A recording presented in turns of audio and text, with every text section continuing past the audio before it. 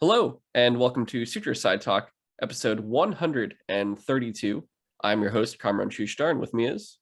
James Seelig. You can see us now. We're We here. exist. We have faces. We're real. We're real. Look at my hands. These are hands. These are spirit fingers, man. I can't believe we're actually doing this. I have to look up at the camera because, like I said in the last episode, Oh no, yeah, I got to do that too. Ooh. Right. Well, you have to look, if from your perspective, it looks like you're looking down at the camera. That's the thing. Because I kind of am. I'm using my basic MacBook laptop webcam, which works. And as you can see, it's me, Kamran, and then there's James right there in the red shirt and stuff. Yeah, who I guess for video listeners, video watchers, if you know my handle on Twitter and everything, it's Invader Jim. I happen to be wearing an Invader Zim shirt. Oh, well done. Yeah, that's pretty good. To match up with Scott Pilgrim. And mine is Gogo Camzilla or Gogo Comzilla. And as you can see behind me, I actually just unboxed this. That's a Mondo Godzilla 1989 statue, and it is glorious. There's only 150 of those that were made, or for that variant version that's limited to just 150. I can see why you wanted it. It looks super cool. So fucking good. It's great. Even from here, it's really cool. It looks like there's a lot of detail to it. There's a lot. There's a part of the Biolante vine with the mouth on it, one of the piranha mouths. It's on the back behind it on the ground, but you can't really see it well. But there's a thorn right there going through Godzilla's hand, and it's one of the variants. So the original version doesn't have the thorn going through it all, and I don't even think it comes with the Atomic Blast version either, because the mouth is removable and so is the right arm. Or I guess actually that's the left arm. It's just mirrored. I just realized this is a mirrored version. But yeah, this is Sutro Sidetalk. We come here every week, talk about what we've been playing and what we've been watching, and also a bit of gaming, movie news, TV news here and there, a couple pieces usually that add up to about 10 to 20 minutes at most. And yeah, we said we're going to try to do video, and this is experimental. This is our first time doing this and even really testing it out. And the way it's working is we're recording through Zoom. So this is Zoom video right now.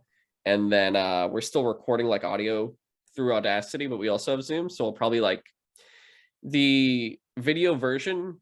I'm actually not sure if it'll have the Zoom or Audacity version that'll have to it. It depends on how well it syncs together. But otherwise, for audio listeners, if you're not watching and you're just listening on Spotify, Apple Podcasts, etc., it'll still be the normal Audacity version that I can actually edit.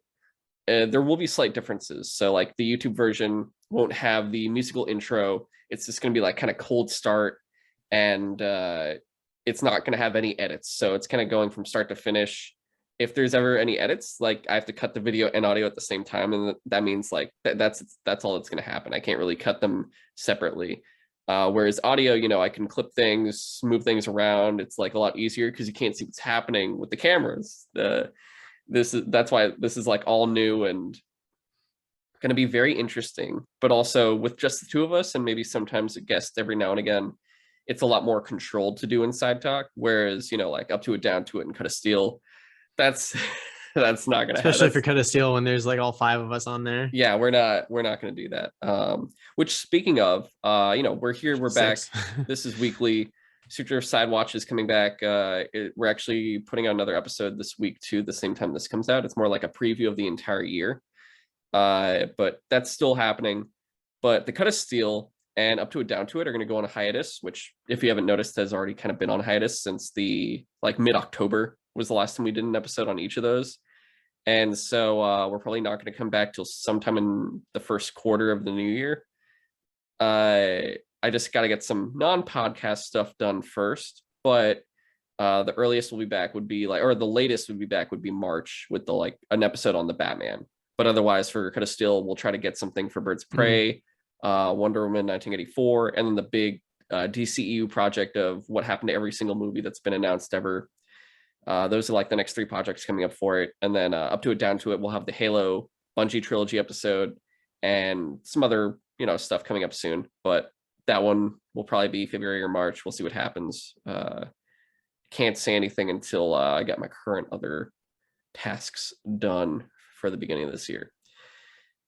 This episode, though, we don't have a specific movie or game or show to talk about. Instead, I wanted to kick this year off kind of with our top 5 games, movies, and shows of the past year, or your top in general. Maybe you don't even have 5 enough to fill it, because I'm gonna be honest, I didn't play enough 2021 games this year. My list is gonna be weird because a lot of my favorite games of this year were things that didn't really come out this year, and we'll get to it when we get to it. Yeah, I did also kind of like, since I've been going through since this quarantine started, I was able to kind of catch up from 2015 through part of 2019 for game of the year, or like in general my backlog.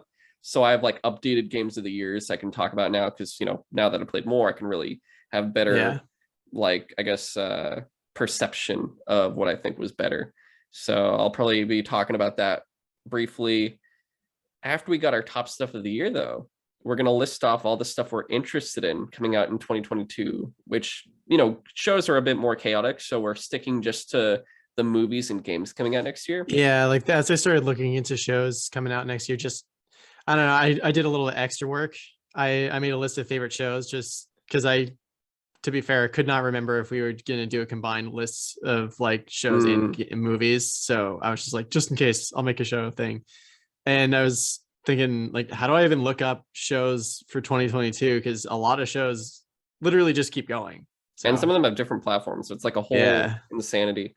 I mean, I could probably name them off the top of my head, because some of them have already started, but they're still technically in 2022, which, one of them is just going to be Demon Slayer automatically.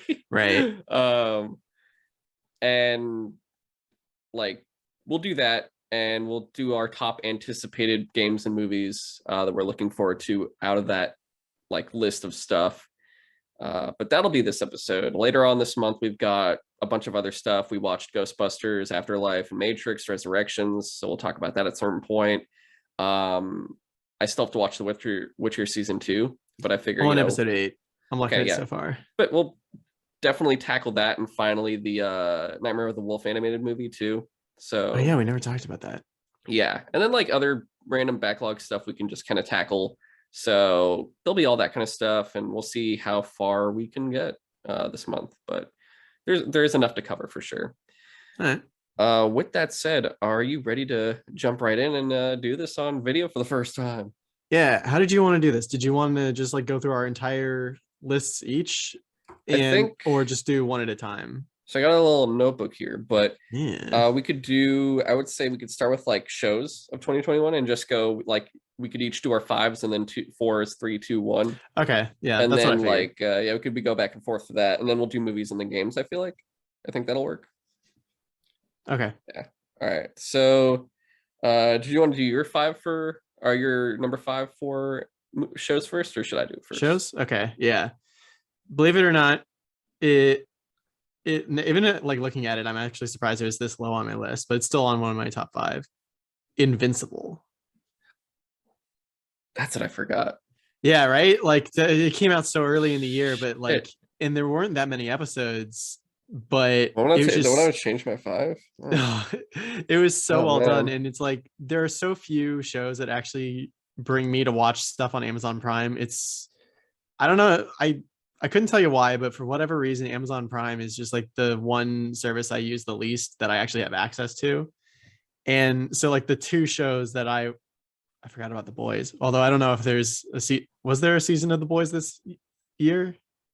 No, it's 2020, I think. That's okay. That's why I left it. That's why it's so weird. It's hard to think, because I always feel like anything I think came out this year actually came out last year, and then I got really confused. I had to be like really sure the stuff I put on my list was from this year, not just from before. But yeah, I really enjoyed Invincible, and the art. I thought the art style was like pretty good, but it was mostly just like it was so well voice acted, and just like towards the end when like that like heartbreaking fight between. Oh man, I can't remember the main character's name. Mark? But yeah, Mark and his dad was just like so heartbreaking, and it's really hard for animated shows often to just like get to that level of like emotional investment from me. Yeah, for sure. Shit.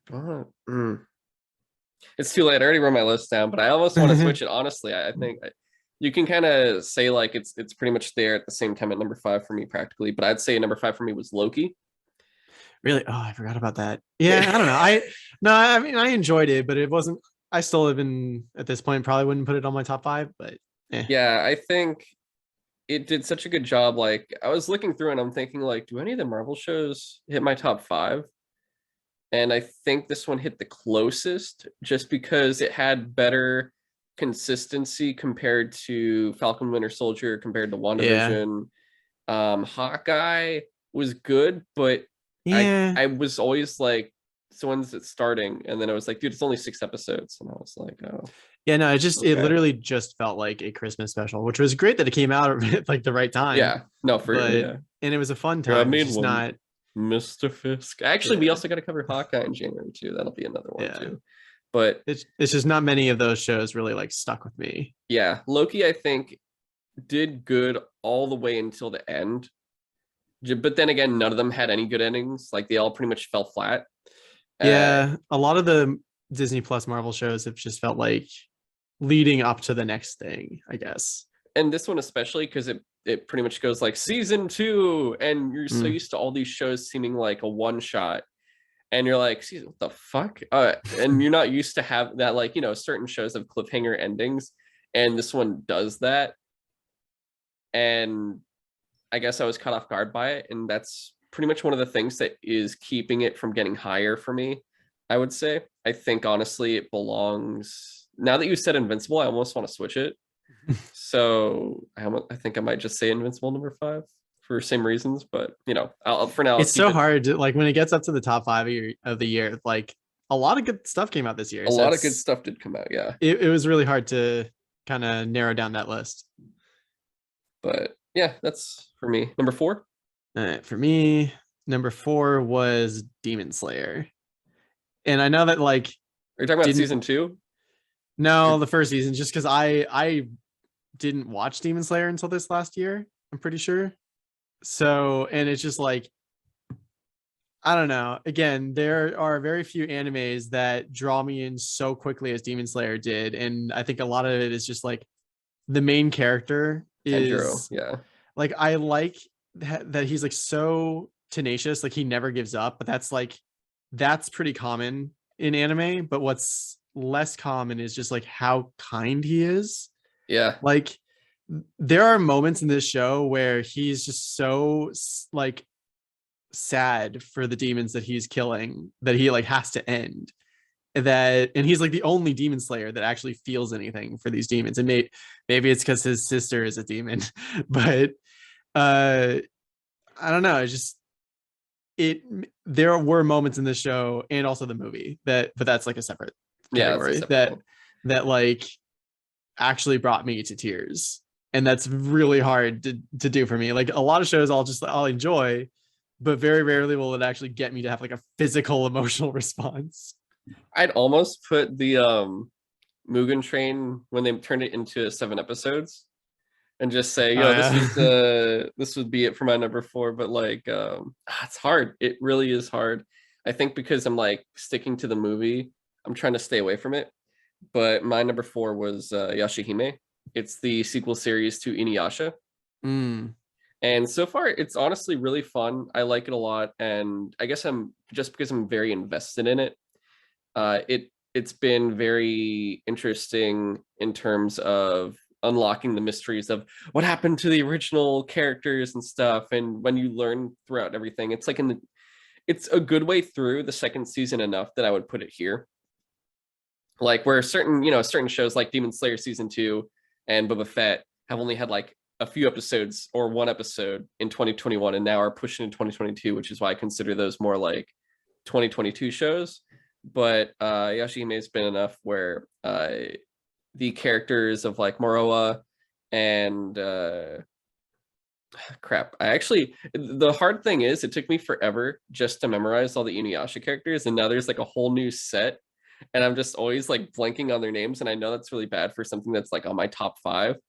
But all the characters, like the siblings that are the daughters of Sesshomaru, they have such an interesting dynamic, and I know a lot of people, there's like a whole slew of sequel animes out now, like Naruto or the Boruto. Boruto. And then whatever sequel fucking thing Dragon Ball does, because they never stop. But this one I think does a really good job. I really appreciate this one for sure. Number 3. All right, for me, oh wait, why did my list? Anyway, for me again, it's man, I should have maybe looked up if it actually came out this year, but either way, it's something that I personally watched this year. The Harley Quinn cartoon. Like, I cannot stop like singing the praises of this show any chance I get. It's so fun. I don't even normally give too much of a shit about the about Harley Quinn as a character. Like, I know Brandon really likes her, but he's also mentioned that he's not like a fan of them trying to make her DC's Deadpool in recent years, but like, this show is just so fun to watch. And not only, I mean, this isn't like a selling point, but it has like the best version of King Shark I've ever seen too. It's just so funny. He's basically just like a guy who happens to be a shark. Yes. Like, it's so funny. And then like there is a whole episode that goes into his backstory and like the Shark Kingdom and all that stuff. But is that in season 2? I think it's in season 2. Okay. Yeah, I still have to watch season 2. Dude, it's seriously one of the funniest cartoons I've ever watched. Yeah, season 1 was fantastic. I was cracking up. I would never expect it from a DC, like a show that started on that like DC streaming app that doesn't even exist anymore. Well, it's like, it's an adult cartoon that's supposed to also be a comedy, and it's Harley Quinn.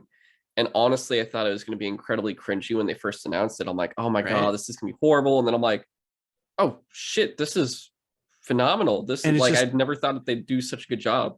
It's so well voice acted, and like Alan Tudyk playing Clayface, and Clayface is like a terrible actor. But which is hilarious because he could be like the best actor in the world. He could literally be whoever or whatever he needs to be, and he's just the worst over actor that like ruins almost every plan they try.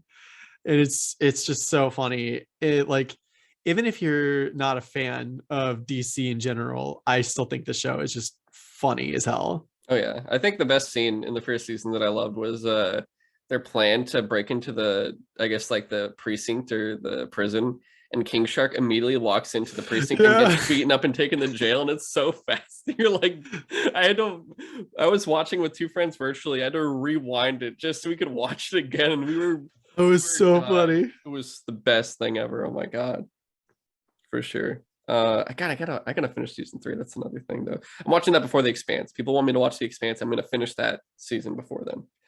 My number 3, Squid Games. Ooh, okay. I didn't think I'd put, like, it's like, oh, this is the number 1 thing on Netflix. Everyone, it's like in all the memes, it's in all the conversations. It's the new trend thing at the moment where it's in and everyone wants to watch it and everyone gets the fucking tracksuits. It was probably very much overplayed in Halloween, and like, you'd see it and everyone was probably like, oh, whatever. So many like Dalgona cookie or whatever you want to call it, those challenges. Little cutout cookies. Yeah, because I always, every time you see like those people that do the big thing of the year, like, before it was the Stranger Things ice cream outfits, and then the Joker, and so on and so on, I always kind of look down on it. I'm just like, dude, you're the opposite of original in everything possible, but whatever. This show, I think, did such a good job in the specific form. Like, obviously it's not a new idea. I mean, like, the way they do it is cool and unique, but it's pretty much like another form of Battle Royale or Hunger Games, just a different version of it.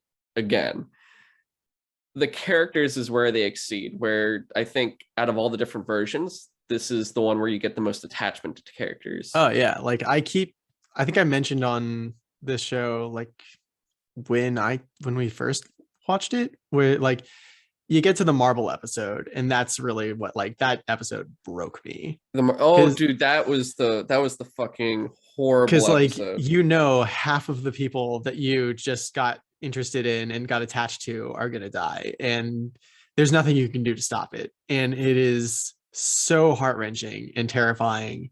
And even like the thuggish dude who's just like kind of making his own gang within the group, like you're like, oh shit, does he get out of this? Because he might not. I don't know.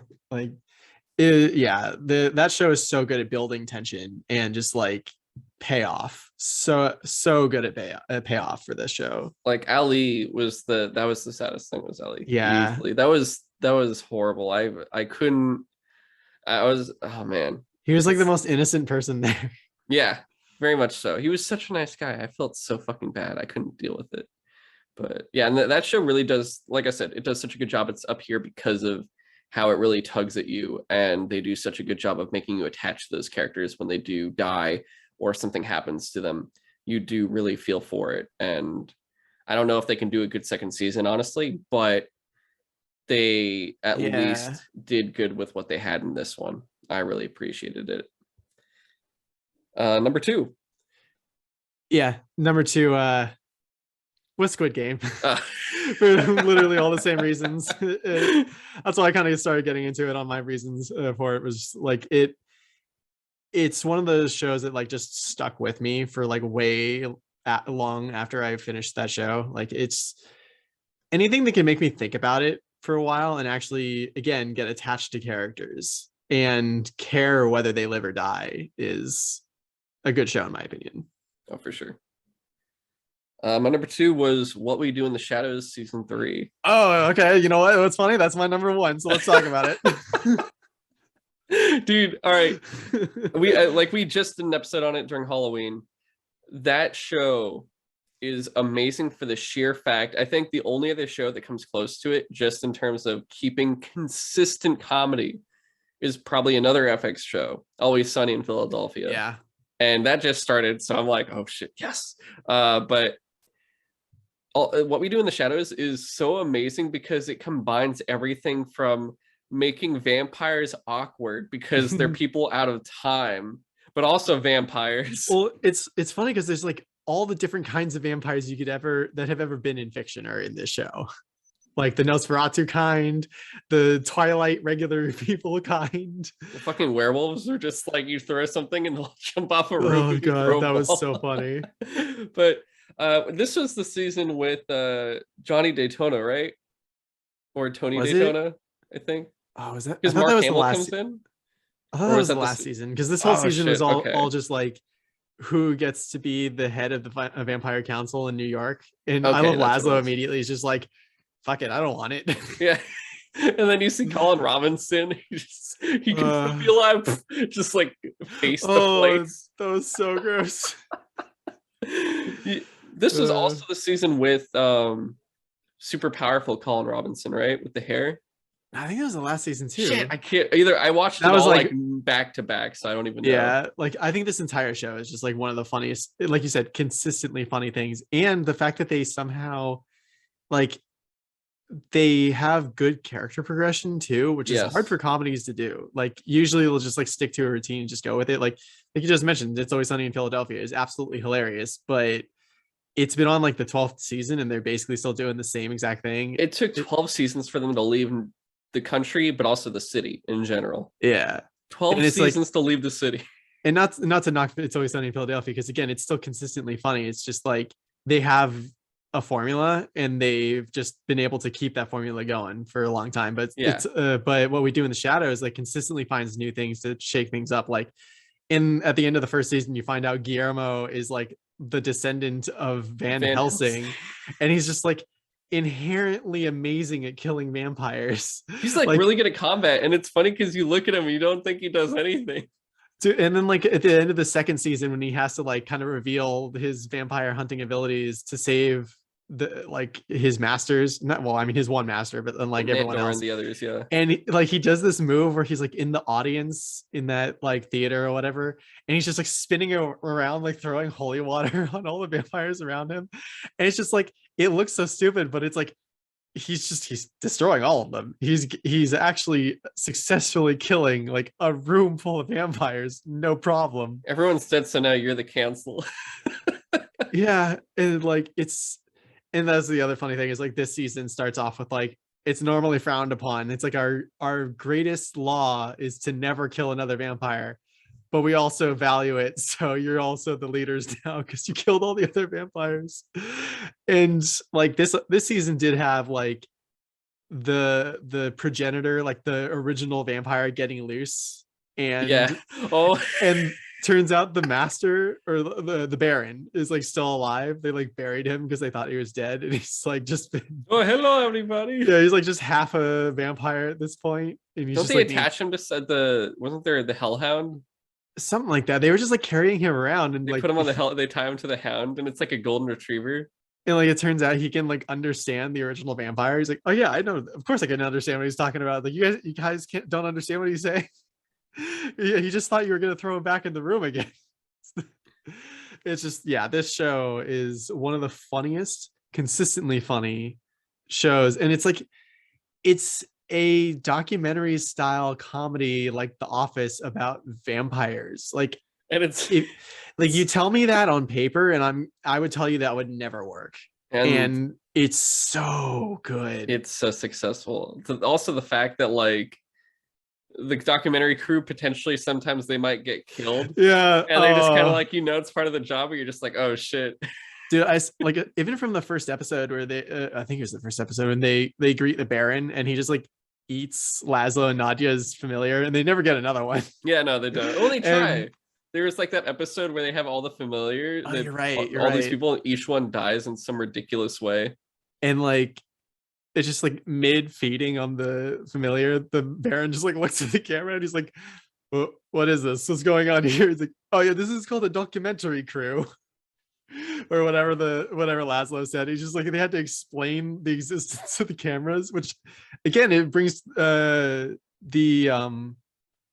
I guess it brings your notice to the fact that like, yeah, this is an actual documentary crew. Yeah, Like they're actually physically there, and not everyone is in on it.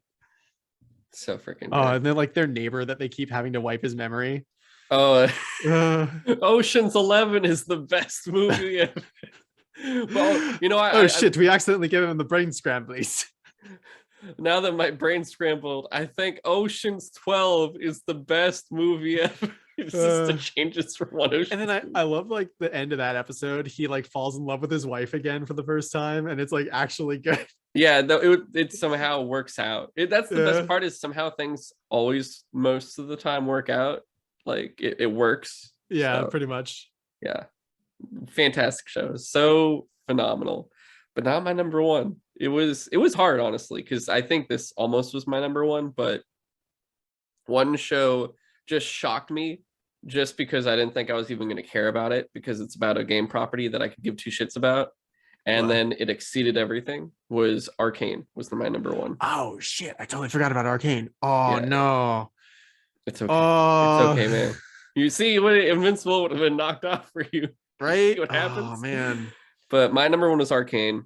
We also just did an episode about this one too.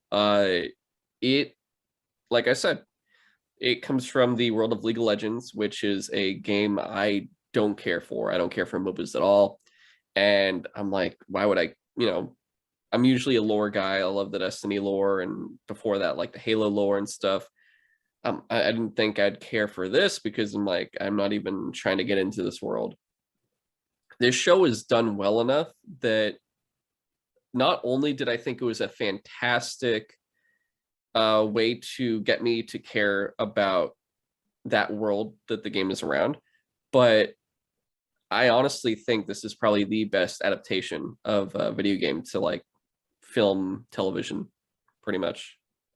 I don't think there's anything better. Like before, I would say maybe the first two seasons of Castlevania specifically. Same, yeah. Just season 1 and 2, not 3 and 4.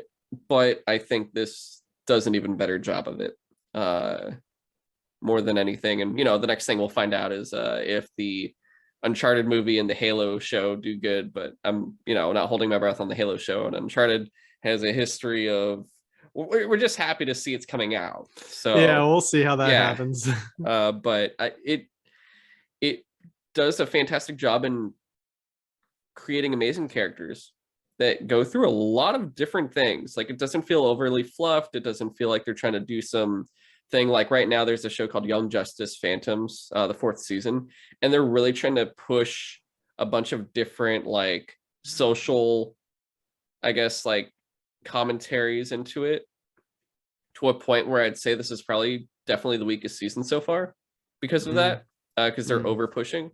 but this makes it so everything feels incredibly natural. All the characters have a good historical, like they have a good history. They all make sense, and you don't feel like anything's being shoehorned. And the animation itself is really good. It's like its own thing. I don't know if I've seen anything like it before. Well, what's interesting about Arcane's art style is that it looks a lot like the painterly like motion From the game. images that they do. Yeah, for the game, for the character screens. I mean, they Oh, have like 3D models for the characters too, but like initially, it was all just like artwork that for when you were choosing the character you were playing. So okay. they somehow made those like motion graphics like the whole entire art style, and it looks and well, it looks like League of Legends, at least the art from that game, Okay, but just like it's interesting. a show. Like they did a really, really good job on that. Yeah, that's my number one. That took the cake for me. Yeah. But yeah, that's all the shows. Now for the movies, and I'll hit the number five. I'll start for this one. My number five, Okay. James. No Time to Die, the James Bond movie. Interesting. That was hard. Honestly, I honestly wasn't sure if it was going to make it on the list.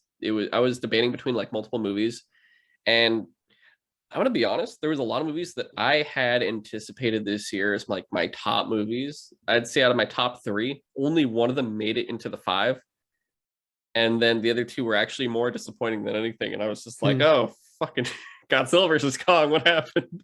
Yeah. And Army of the Dead. Yeah. I saw that. Like, well, I looked up to a list of movies that came out this year, and I saw Godzilla versus Kong, and I was like, oh, it hurts me that I don't even feel like putting that anywhere It on the doesn't list belong anyway. anywhere near my top five, and neither does Army of the Dead, which is crazy. I didn't Yeah. think I'd say that, but No This Time is to jumping the list Die. a little bit for me, but like No Time to Die is actually my number two. Oh, okay. Yeah. All right, then we'll knock that out So we'll just now. talk about it. It is a big exit for James Bond. It's a bit well for Daniel Craig and his James Bond. Spoilers, of Yeah. course, but it's the end of all of it, and they do a lot of consistency within these five movies. Where I actually watched all four of the others right before I saw this one in theaters, uh, and it made it so cohesively like connected where it worked really well to where even like the weakest movie of the five, Quantum of Solace, when you watch it alone, you're just kind of like, ah, shit. When you watch it right after Casino Royale, it fits so much better. Like, honestly, I was like, oh, this is a lot better than I remembered, just because you have to do that, though. Standalone, it doesn't work, though. That's the issue. No Time to Die isn't the best one. I'd say, right in the middle. It's like number three. It's like smack dab, like right above Spectre, but right below either Casino. I would say Skyfall. I think Casino is my favorite, and then Skyfall. Those two always vie for the Really, best. I really like Skyfall. I wasn't It's like hard. that. It's hard. Those two are really hard to figure out for me. But I they always switch too. Like if it's Mm. raining outside, I'm like, oh yeah, Skyfall is my favorite James Bond. And I'm like, I'm at Vegas, and I'm like, I love Casino Royale. Yeah. uh, this movie though makes so much connection because before with all the other Bonds, he's a womanizer that just kind of goes through woman to woman each movie, and it's like, who's the girl of the day? Whereas this one, he does it to an extent, but it's more of out of like, I don't want to get hurt again because the woman I was with was just like, murdered and shit. Or she chose to die and let herself drown, which was even more probably fucking his head more. This one actually keeps a consistent female character for two movies and has like a relationship that does feel like kind of fast paced, but enough where you do care about their relationship. You care about like the family they pretty much are going to have. It has easily the strongest lineup of female characters I've ever seen in a Bond movie.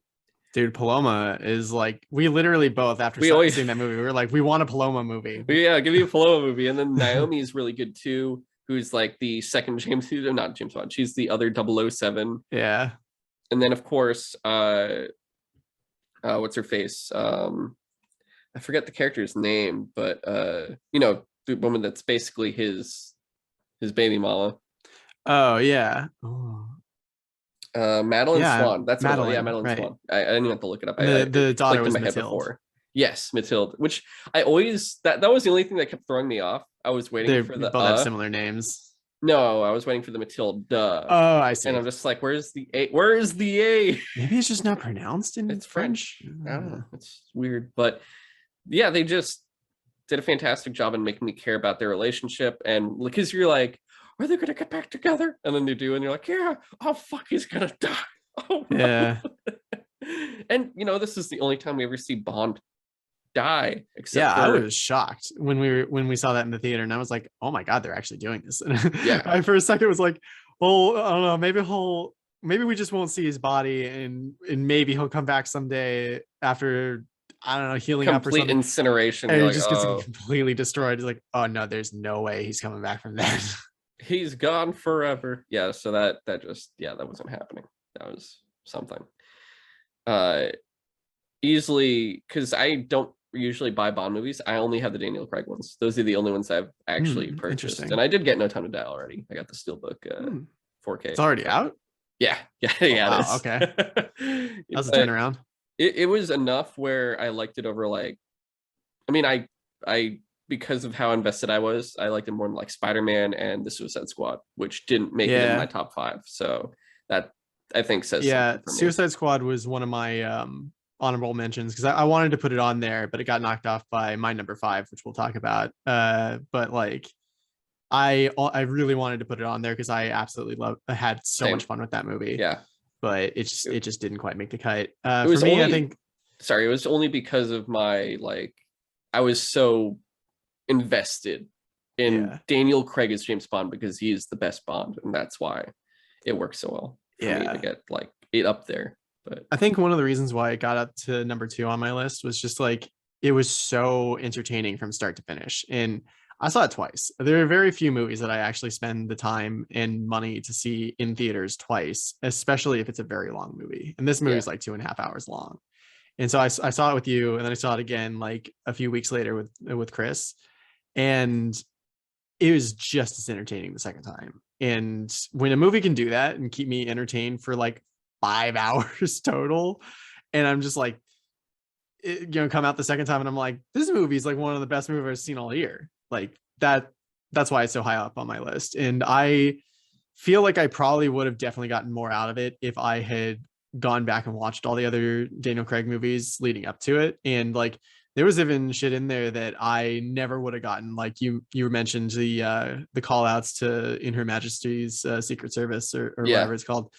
And I was like, that doesn't ring a bell at all. I've never heard of that one. And so it's so cool that they have references to not just the Daniel Craig movies, but other James Bond movies. And they do such a good job of flipping the script. You mentioned in the other movie, it's the woman that he's in love with dies, but they flipped it in this one where Bond is the one that dies, but they still have him say the line that we have all the time in the world at one point. Yeah. And so the respect that they pay to the entire franchise, let alone the Daniel Craig movies, and the fact that it's so consistently entertaining. And again, I know that this is going to be a consistent praise that I put on a lot of my things on my list, but it was very well acted. And if acting can easily ruin a movie if someone's just not quite there or whatever. And it's just, this was so well done. And even from the very beginning, when Daniel Craig puts Madeline on the train, and you're just you see the heartbreak in her eyes, and it was just, it broke you in the audience. And it was just very, very well done. Very much so. But what's your number 5? So my number 5, again, believe it or not, Zack Snyder's Justice League. God, I really hoped it was going to be higher because I guess I'll say it now. That's my number 1 of the year. I figured it was going to be on your list. Yay. But this is definitely one of the most surprising movies of the year for me, because I expected it to at least make more sense than the Joss Whedon cut of the movie, because it's going to be longer. How couldn't it have more explanation? But it was so much more than that. I mean, especially all the scenes with Ray Fisher, Cyborg, I cannot believe that those were cut from the movie that was actually released to theaters. Yep. And again, when a movie can make me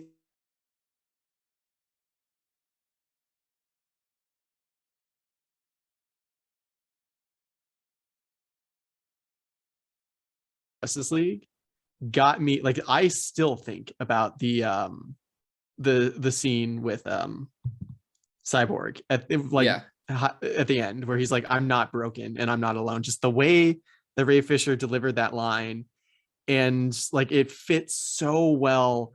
Like, it is a travesty he was cut from that movie. Very And much just, so. and the stuff they added with the Flash, like, and I'm not even like a DC fan that much. Like, it's weird to say that, because like I do really like the Batman. I do really like the Flash, although I don't read the Flash that often. But like, there are characters I do like, and I've liked the cartoons in the past, and I generally like the movies, and I want to see the movies do well. But Warner Brothers just kind of dropped the ball recently. But this, like, again, it's like a 4-hour movie, and I was entertained the entire time. And I watched this movie twice. They somehow got me to watch a 4-hour movie twice and like it. Yeah, no, it's I mean, there's an easy reason it's my number one, and it's because we've like a bunch of people online fought for this movie to happen. And yeah, that's the thing. Also, it's just the story behind the movie itself is yeah, interesting. and like everything, like it started, like, you know, we've talked about it multiple times before. There's, you know, every fan base has a toxic portion, and there is, Yeah. obviously, for Snyder fans. There's like a toxic, weird set of them that just, they're like the Joker. It's just a bunch of jokers that are running around. But on the other hand, it probably has one of the best fan bases, because you don't see any other fan base really doing crazy like charity. For like, this one is very, very big on suicide prevention charity, where there's been a lot of money raised for it, an entire basically like organization founded to create like more for that cause. Whereas like, I think the closest thing is probably like the live action cosplay groups like 501st and stuff that go to hospitals and Oh yeah. whatnot. I can see I'd that. say, yeah, the Star Wars fan base is probably the only one that's like bigger than this. But the movie itself, like, it has so much in it where, I've said it before, BVS is a mess of a movie. It's like, it feels like there's 5 movies in it, and That's putting it very nicely. I know. Even with the Ultimate Edition, it makes more sense, but you're just kind of like, this could have been split up into at least 2 movies, and even then, like, there's like so many different plot lines that were unnecessary or didn't work together. It was one of those things where this and Justice League were rushed, not because of Zack Snyder, but just because Warner Brothers wanted to catch up to Marvel so fast that they like pressured into this and went, oh, we want all this out now. So he had to basically work all of these things in, from like Batman and Superman in a single movie, when there's only been a Superman movie before that, to then be attached to where Superman dies, and then like come in after with Justice League and go, oh, well, we're introducing now also Cyborg and Flash and Aquaman in the for the first time before like the Aquaman movie comes out, and you're just kind of like, what? Yeah. Oh shit. Okay.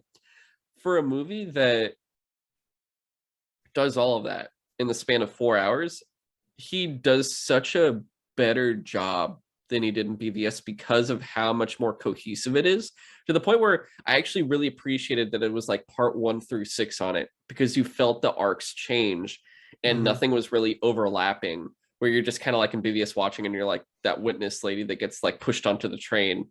You're like, when the fuck was this happening? Like, Yeah. whereas this one is like, you feel the changes going on. Like, you're not confused as you're going through it. It all makes sense. It's very cohesive. Like, anyone can watch it and understand it, which was like, you know, contrary to the previous movie. And all the scenes that made me pissed off, or at least the vast majority of them that I didn't like in Joss Whedon's version, were from Joss Whedon. Because then I look at this and I'm like, either they're edited to a better portion, and the missing scene that it was a part of is now there, or it's just cut out completely, and you're like, oh, that was just some stupid bullshit they wanted to insert. I can't believe they did that. I do So find it really funny that one of the scenes that we were like, everyone on the Cut of Steel was sure was going to be a Joss Whedon idea, was Batman saying like, my powers, I'm rich. And that was in the final versions. that was Apparently, that was the final version. apparently that was always meant to be there. It could have been worse. Like, I mean, at least it wasn't like the, oh god, I think I'm bleeding. Like, that was Yeah, no, gone. that was pretty And dumb. the fucking flash on Diana's breasts was gone, Yeah. among other things. But we got the black fucking Superman suit, which I Yeah, love that that. was That is my interesting. favorite suit. That is the best suit. Dude, I'm just shocked that they made Steppenwolf actually intimidating and cool looking and like kind of a sad villain. Yeah, Like he's been like, I mean, I know they covered it sort of in the Whedon version, but like he looked like desperate to come home in the Snyder cut. it's And been you like feel it. hundreds of years. I want to come back. Yeah. It made a lot of sense, and then you see Darkseid, and you're like, Dude, oh the fact right, that he this just is like the steps on Steppenwolf's head and when it like flies through the portal and just like crushes it, and you're just like, oh, he didn't give a shit. you could say whatever you want. Darkseid is the biggest comic book villain of all time in the history of comics. So he was so successful that Marvel made a purple version of him. Yeah. That's how good it was. I kid you not. That is why Thanos is there. Dude, how Was amazing was that that? scene when they basically redid the scene in the Whedon cut with like where Steppenwolf first invaded, and it's like this time it was Darkseid, Yeah. and it took like every faction on Earth to fight him, and I love that like they actually included Ares in the fight. Yes. Like that, I said that so long ago that like why wasn't Ares there? He would have still been on the side of all the other gods at that point, wouldn't he? And it And turns he was. I was saying it too, like so because someone was like, "How could he beat Darkseid?" And I'm like, "Dude, okay, one, it's a young Darkseid. Two, you have Ares there, fueled by yeah, literal the planet greatest war war. that's ever come to He's Earth. on fucking steroids. Like it made perfect sense. Like you're just trying to be a contrarian if you don't believe this. And like you even see a little bit more of the Green Lantern show up and get like slaughtered.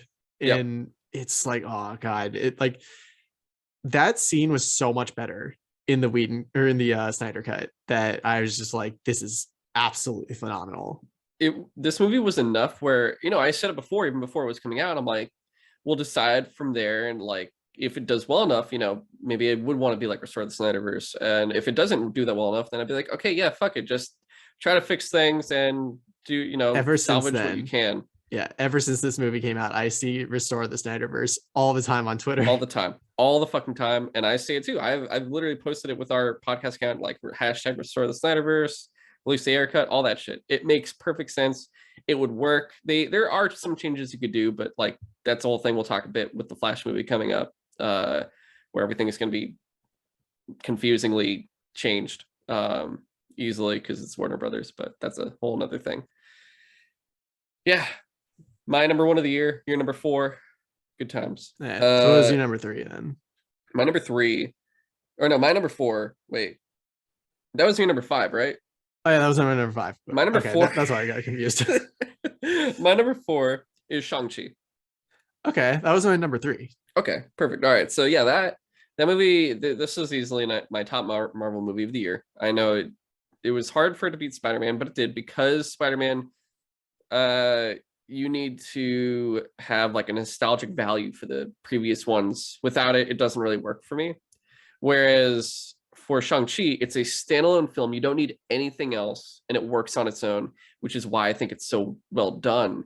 Is it doesn't feel like a Marvel movie to me. I mean, which is why it's successful, honestly. You might get a little bit confused when Trevor shows up, but oh yeah, but like they still have a scene where Shang's dad like explains like, oh yeah, this guy like tried to steal my identity and he even took the name of 10 rings and I had to like teach him a lesson or whatever he said. So like they do kind of cover it. So yeah, I guess you don't need to see it. It's just it would make more sense, I guess. you have to watch Iron Man 3 for directing by Shane Black. I don't think anyone needs to see Iron Man 3. I personally, like I said, I personally like that movie, but that's just me. I like it's Shane fine. Black. It's just not the best. Yeah. This movie at least did a lot of awesome culturally, I guess, realistic shit in terms of like making all the Chinese stuff make sense perfectly. And I, for one, like normally, I've said it before, I've always been against like the Chinese kind of push into Hollywood where they're changing things via censorship or altering stories and whatnot. And we've seen it in movies easily or in the posters they have over there. Hey, look, where'd Finn go in Star Wars? He's gone. So this movie, though, is like the weird opposite because it's like, oh, this is actually like really Chinese and all this stuff. So I'm like, oh, cool. The weird thing too is I think it's much more popular for Chinese Americans than it is for the actual like natural China. Interesting. Because I guess the actor Simon is it Simon Liu? Simon Liu, he doesn't fit, I guess, their attractive scale or whatever for how like Chinese would look in China. Interesting. Huh. Whereas, you know, here we're like, yeah, dude, you're fucking awesome. You did a great job. Yeah. That's what I've heard, at least. I could be wrong, but I think that's what I've heard. I'm just like, that fucking doesn't make any sense. All the characters are really well done. You have another villain that actually feels like a villain that's good, because a villain that's good is a villain you do care about at the same time, or you hate a lot because of what they've done, not because you think they're a shitty villain, but because they've done enough where you were so invested that you hate them, or you're so invested that you can appreciate them or really do like them, and you feel bad that they die. And in this case, Tony Leung's version of this character, who's like the master, because I don't think they actually call him the Mandarin, he makes you feel bad when he dies. Like, you see all the past, and you see like this whole time he's just being tricked. Yeah. Well, that's the thing. He's not really the main villain. The main villain is really the giant dragon thing. Yeah, that's probably my biggest complaint about the movie, is just that like that final big bad guy kind of literally comes out of nowhere. Maybe not literally, but it kind of comes out of nowhere, like plot wise. It's just like, here's a big giant monster for Shang-Chi to fight at the end. Okay. But yeah, everything else though, like, so it got up to the number 3 for me, just because like you said, you don't need to really see anything else to enjoy this movie.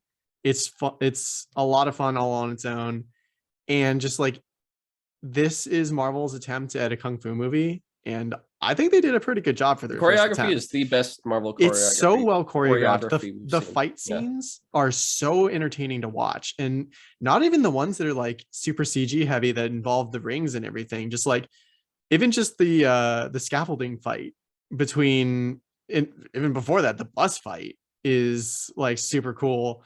Granted, that got a little CG-ish, but like the scaffolding fight is just like so cool and so well choreographed, and it's like I'm sure there's effects all over the place to make sure that no one's like hurting themselves and stuff, but it's just like, it looked so grounded that it was easy to get invested in, like, well, maybe Shang might not get out of this one like without a scratch or whatever. And then like, yeah, like the realizations later on where things were like, before the final fight, he's talking to his friend, and he's just like, I'm not the person you think I am. Like, when my father sent me to kill that person as like a test when I was like 12 or whatever, I did it. I killed that person. I am a murderer. And it's just like, it makes you go like, oh shit. Yeah, like shit. And then you put it in perspective with the rest of the Marvel movies, and you're like, wait, no, everyone is. They're all fucking murderers except for Spider-Man. Yeah, but it's like, it's a little bit different when you're like a child murderer. I know, yeah. Or not like a murderer of child. It's a little bit different when you're a child murderer. Yeah, but like, I don't know.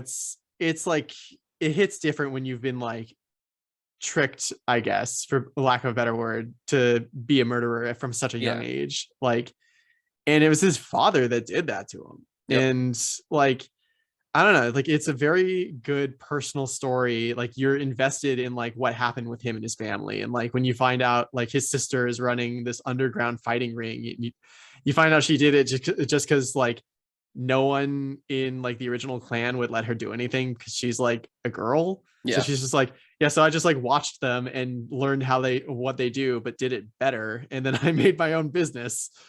It was just like, damn, she's actually badass. So what was your number 4? My number 4, why do I keep closing that? Was actually Ghostbusters Afterlife. Oh, okay.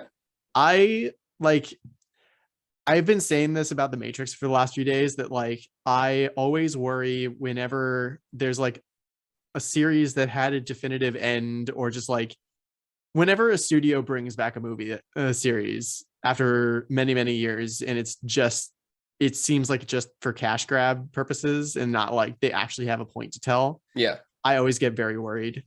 And so that I was like, I mean, for different reasons about the Paul Feig Ghostbusters movie, because that was just like, even from the first trailer, I was like, I don't think this is it. Yo, this But in it, fam.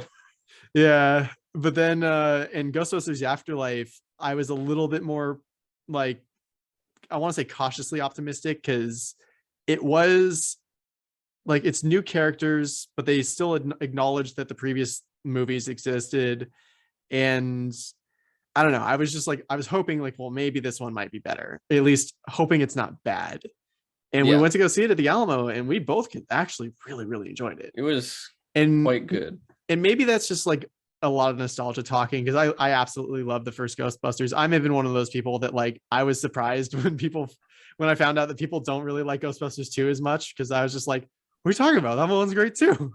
I mean, I think that's why this movie did so well, is because it connected so naturally Yeah. with the other two movies, where it does feel like a third film. That's really, I think, where it hit for me. It was like they bring back Gozer and like all these things, and they actually explain like what the whole point of this specific town is. Yeah. And like to make it be like, this is the town where that building in New York got like its like channeling rods to even be like a spiritual center.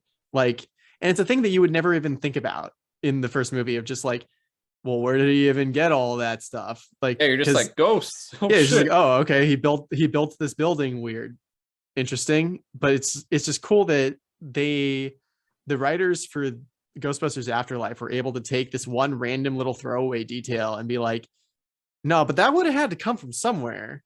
And like they built a whole town around it. Like I thought it was super cool. And just like Paul Rudd, I absolutely love that guy. He was so funny. And like uh Finn Wolfhard as like the teen who like doesn't want to be there, and he's just kind of like trying to make the best out of it. Like he's super funny. And like, oh, I forget the name of the girl who played The daughter, yeah, or the daughter who's like Egon's granddaughter. Like she was so good in this movie. Like I I think loved that was her. McKenna Grace. Right. And like I loved like her terrible jokes, her terrible science jokes. Like even the dark ones were just like, what do you call a dead polar bear? Whatever you want, it's dead. It can't hear you anymore. It's just like, I don't know. I loved all the new characters that they introduced in this movie.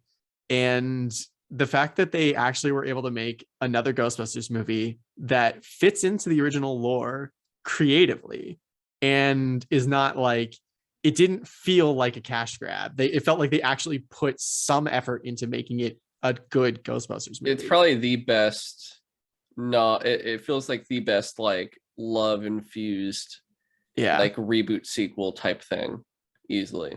I it think was so fun. compared to everything else, compared to especially the Matrix. Oh god, We're yeah, not and talking about that. that's We'll talk yeah, both about them in an episode soon. So eventually, that'll yeah. probably be the next episode, probably. But all right, uh, my number three was the Wes Anderson film, The French Dispatch.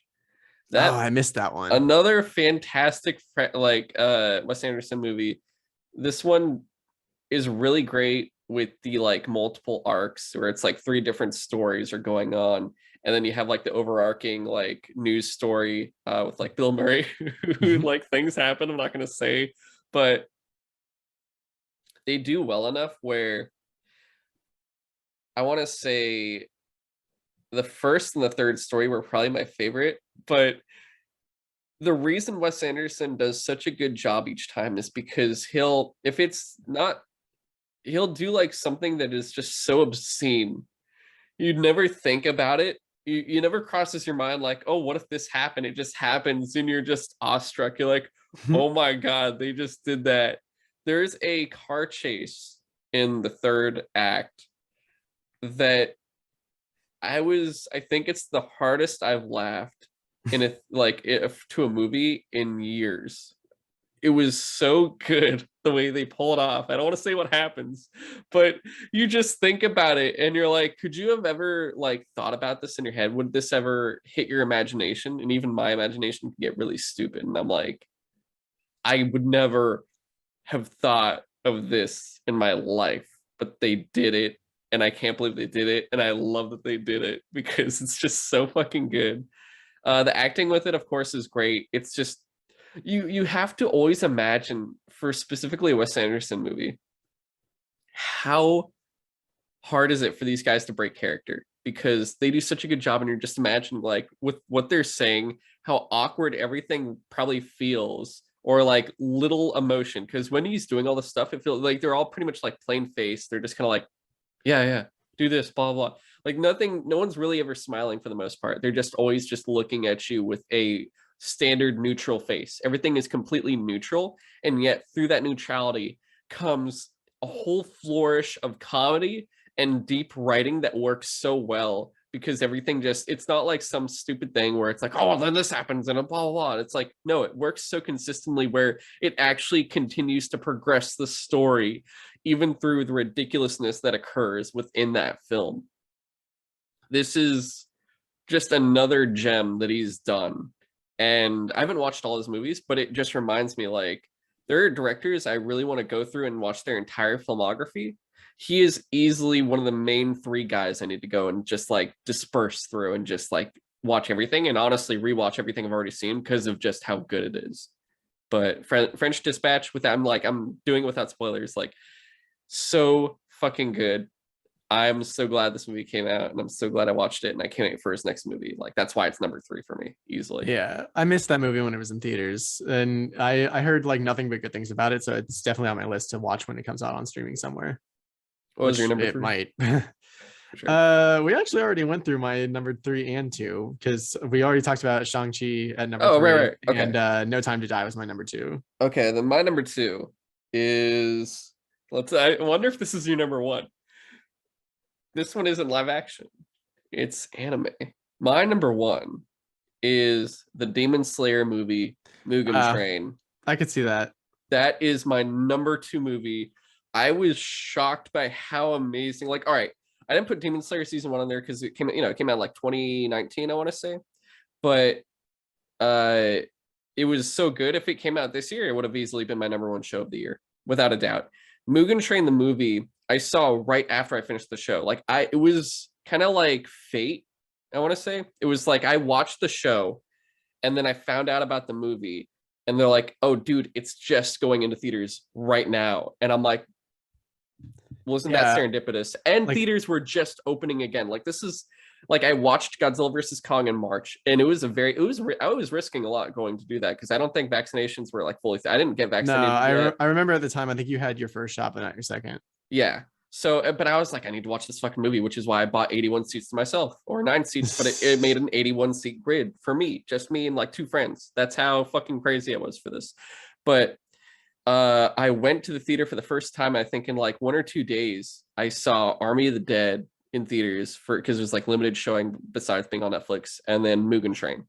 That was my first real time like being like, oh, we're back at the movies, because like right after that Black Widow came out and everyone saw that, and like everything else, we started going back to the Alamo and everything else. So like theaters were actually happening again for the most part. Like I was going to Century theaters and stuff.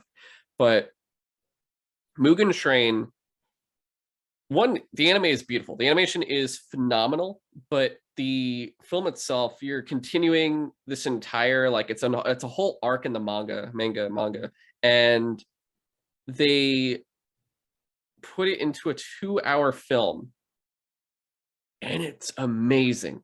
You go through everything, like to the point where they made it an entire like 7-episode arc with a standalone like prologue episode that like isn't shown in the movie. I could see that 2.5 hours, like half-hour chunks each. I was so tempted to put this as my number 1 show of the year for the Mugen Train arc, like when it was broken up into episodes, but I didn't want to do it with that and the movie, so that's the only reason. I think that's why the Mugen Train movie didn't really like register for me to put on the list, because it's like, it doesn't feel like a movie necessarily. It just feels like it literally is an arc from what would it be the show. Like if they didn't make a movie out of it, it would have just been the next like 7 or so episodes of the show. So it didn't feel like it's weird to say standalone movie, because also Marvel movies aren't necessarily standalone, but like it didn't feel like a movie that's like its own self-contained story, kind of like the Dragon Ball movies, where like those are literally meant to just be like, if you're a fan of Dragon Ball, you can watch this movie and it's like unconnected to anything necessarily. this was like, if you don't watch this, you're not going to understand where season 2 starts. Now, this had a character that they really just introduced. You see him briefly in the first season, but introduces to you Rengoku, who is the Flame Hashira. I was surprised that he actually died by the end. Because we had just met him. You really only know him in this movie. By the end of the movie, I'm in tears. I'm in actual tears. And I'm like, how did this happen to where I got this invested that quickly? And well, I think what really got me about that guy specifically was he knew he was going to die. He knew he was like mortally wounded. And he's like, I'm just going to hold on to this demon as hard as I can for as long as I can. And eventually the sun will come up and eventually I'll win. And sadly that doesn't happen, but he puts the fear of fucking God in that demon. And like also, that demon was actually just like, why won't he let go? I need to get away. And he's like the number 3. And like in terms of like all the demons, he's basically the 4th most powerful demon in the world. And Rengoku also, like, they show his past in between things. Like they kind of give you the snippets, and all that is needed are those little snippets, because then like when everything happens, you feel everything. I think that's why this show and this movie do such a good job, is because it's a master of storytelling and when to insert history into the characters and like flesh them out more and tell you more about them. Because in the beginning, you know, he's this dude that's making you laugh a lot, and then by the end of it, he's just eating box lunches going like, delicious. Yeah, and then you find out about his mom, and like you barely know anything about them. Like there's no like full on like, oh, you're gonna get a series of like how he grew up or anything. It's just like, here's this. Oh, that's enough. That is more than enough. You did everything you needed to do to really make you feel like horrible. And with like the new second season, it always starts off now. Like the intro has the hilt portion of his sword, the flame portion that Tanjiro has, and it reminds you every episode of what happened right when it starts, and you're like, fuck. And you always think like, how often is Tanjiro going to think about this guy? Because that's all I think about half the time now too, because you show me that in the goddamn intro and it makes my mind flash into it. Everything about it was so good, to the point where, like I said before, I'm not a good cosplayer or anything. I do it whenever I can, but I'm not someone that would be good enough to have a fan account or anything close to that. Plus, I don't make my own shit. I don't have time for that. You need a whole craft room for that. He is the first anime character I've ever wanted to cosplay as, because usually I do like live action stuff, Batman, whatever, or I want to. But Rengoku, I'm like, I want to do a fucking Rengoku cosplay now. Like he was that amazing into it, and he was one of my he's from a character that's only in like a 2-hour thing. He is already up there as like one of my favorite characters, not of all time. Like I don't know where, because it could be like my top 100 characters of all time, but he's somewhere over there because of how much good stuff they did in just such a short time. And I think that's the biggest achievement of this movie. I think what's also really cleverly done is that they like early on in the movie, and granted the whole series does this really well, where like you see like how far Tanjiro has come and how far he needs to go. Yeah, in terms of strength. And so he's like doing everything he can to fight these like lesser demons on the train at some point. And Rengoku shows up and he just like wastes these demons, no problem. And you're like, oh my God, this guy is so much more powerful than Tanjiro is. And then they take out the lower eye guy. I forget which number he was, but like lower one. Lower one, right? Because he was the only one left of the lowers.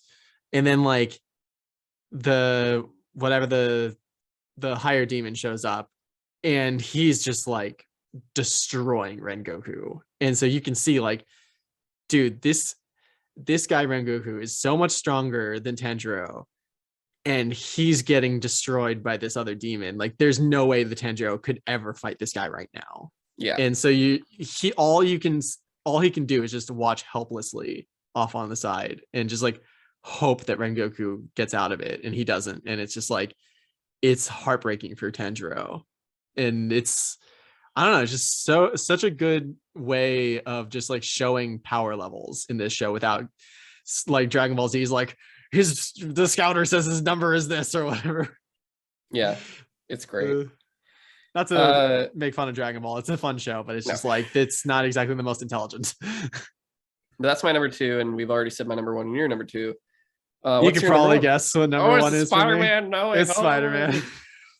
And we just talked about this one, so that's the thing. I don't want to go into it for too long, but like one of the things we mentioned in the last episode where we did talk about Spider-Man was just that like it was hard for me to rate this personally because it worked perfectly for me because it played into all of my Spider-Man movie nostalgia over the years. So it worked perfectly. I really thought you were going to say it played all into your spider senses or something. No. I was like, God damn it. But I also was like, I'm aware if I hadn't watched any of these other Spider-Man movies, if I didn't have that like nostalgia, this movie would just be like still good, but like not like it wouldn't hit those like heartstrings or whatever. Yeah. So I guess when I was looking at this list, I was just like, well, which movie did I enjoy the most at the end of the year? Like what did I have the most fun with?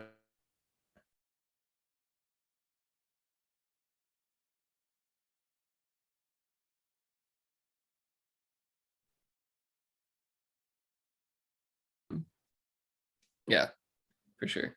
And if you want to hear us talk about it for like 2 hours, yeah, it's we have a whole episode about it. Just the last episode. Check out the last episode, but that one's audio only. So you got to go on. If you're listening on YouTube, if you're watching on YouTube, yeah, just check out any podcast platform and you'll find it there, with the other 130 episodes as well that are over there too. But that's all of the movies. So far, all right. Top shows are, or my top show was Arcane. Yours, what was yours again? What We Do in the Shadows. Gotcha. Your top movie was Spider-Man No Way Home. Mine was Zack Snyder's Justice League. And then top games, you can go first for this one because I only had, well, actually I do have 5. I forgot. I thought I had 4. But I think we have the same number 5, I want to say, probably. My number 5, and I wrestled back and forth. I originally had, which we also did a big episode on this one too, just like 130. So we just also like I originally had Resident Evil 2 remake on here, but I forgot about another thing, and I had to make my list or switch up my list a bit. But my number 5 ended up being Halo Infinite. Same. Yeah, just like we had our issues with the story, but like just gameplay alone, this is one of the most fun games I played all year. Yeah. Like not even talking about the multiplayer, which like the multiplayer is extremely fun for me. Like I had my issues with it when I first started playing the beta, but like the more I got used to the controls and like the balance for the different weapons, at least currently, like it's a very fun, solid multiplayer that I could see myself coming back to every once in a while for a while. But like the campaign with all the abilities that you have, like in the multiplayer, you can only have one at a time. But when you give me that grapple hook, like forever, that is, I don't know. I just had so much fun just exploring Zeta Halo and like taking out the different like bases and stuff like that. It was just very fun to play. Yeah, gameplay was phenomenal for it. Story had a lot to be desired easily because they just keep.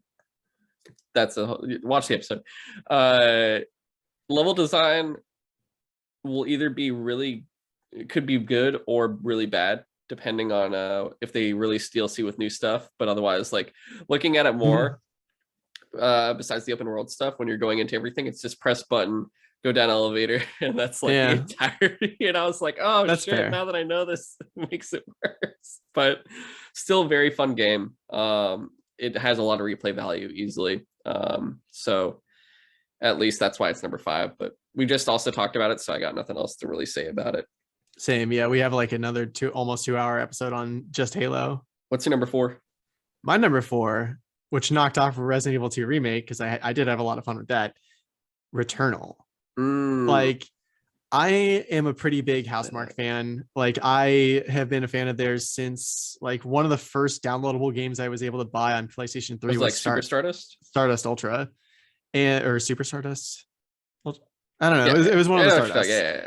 And it was a very fun arcade game. I had a lot of fun with it. And then years later, when the PS4 came out, one of the free launch titles, at least if you have PlayStation Plus, was Resogun.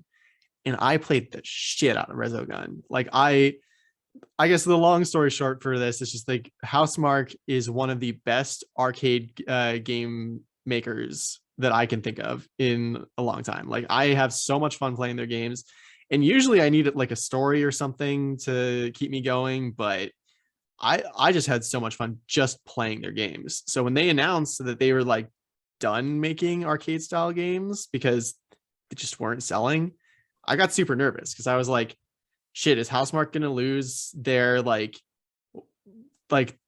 signature sauce, I guess, like the thing that they're good at? Like they're not gonna do it anymore. Like what's their next game even gonna be like? And then we saw Returnal and I was like, oh, this is interesting. It's got this like interesting, creepy, like alien world effect to it. It's got a lot of like eldritch horror looking enemies. And like, so at least thematically, I was into it. And I started playing it when I got it. And I was like, oh no, this is a Housemarque game. Because it still feels like an arcade game with like your dash ability letting you fly through enemy bullets, and just it's still a bullet hell in many ways. It's just a third person shooter bullet hell. And it's so challenging and fun to play, just interesting to uncover the secrets of this world. And I love that, like, the idea that Celine, like the main character, has been going through this loop for way longer than, like, I don't know, it's hard to describe because like you definitely see her supposedly first crash land on the planet. Yeah. But there are like audio logs left by previous versions of her that have like gone insane because they've been there for so long. And it's creepy, and you're like, how long has she actually been here? Like, are these just alternate versions of her, or are these from long ago and she's just literally forgotten that she even recorded it? Like, it was just such an interesting mystery. I will have to put the caveat that I have not actually finished the last biome yet. I put it down a while ago and I just never got back to it. But even still, it's just, it is so fun to play. The atmosphere is so good. The audio design is amazing. Like it was literally one of the first games that like I actually bought one of those Sony 3D headsets or 3D audio headsets, because they said that was going to be one of the selling points of the PlayStation 5 was the three-dimensional audio just like baked into the system. And there was a moment early on where I saw an enemy bullet like fly from like diagonal down below me and fly like back over behind my head and above me, and I could hear the bullet travel around me. I was just like, holy shit, this is cool. That's awesome. So it's so immersive, and just it is hard to recommend to everyone just because the roguelike elements of it, it's very challenging, and it can be very frustrating to die over and over and occasionally feel like you're not making any progress. But I don't know, there's just something special about that game, and I'm just really glad that Housemarque is able to just like not just keep making the same kind of game that they're good at, but do it and like evolve it into a different genre almost. But it's like still feels the same, and it feels like a Housemarque game. And even more glad that Sony was able to snatch them up as like a first party studio now. Yeah. So now hopefully they could just keep doing what they're good at and not even worry about where's their money coming from. Definitely. My number 4 was Age of Empires 4. The new, of course, you know what the funny thing is? You're a huge fan of this series, and you've been looking forward to this one for a long time. The funny thing though is I barely played it. I've only played, I want to say, like 2 hours. Oh, really? Yeah, but I was like enough where I was like sold.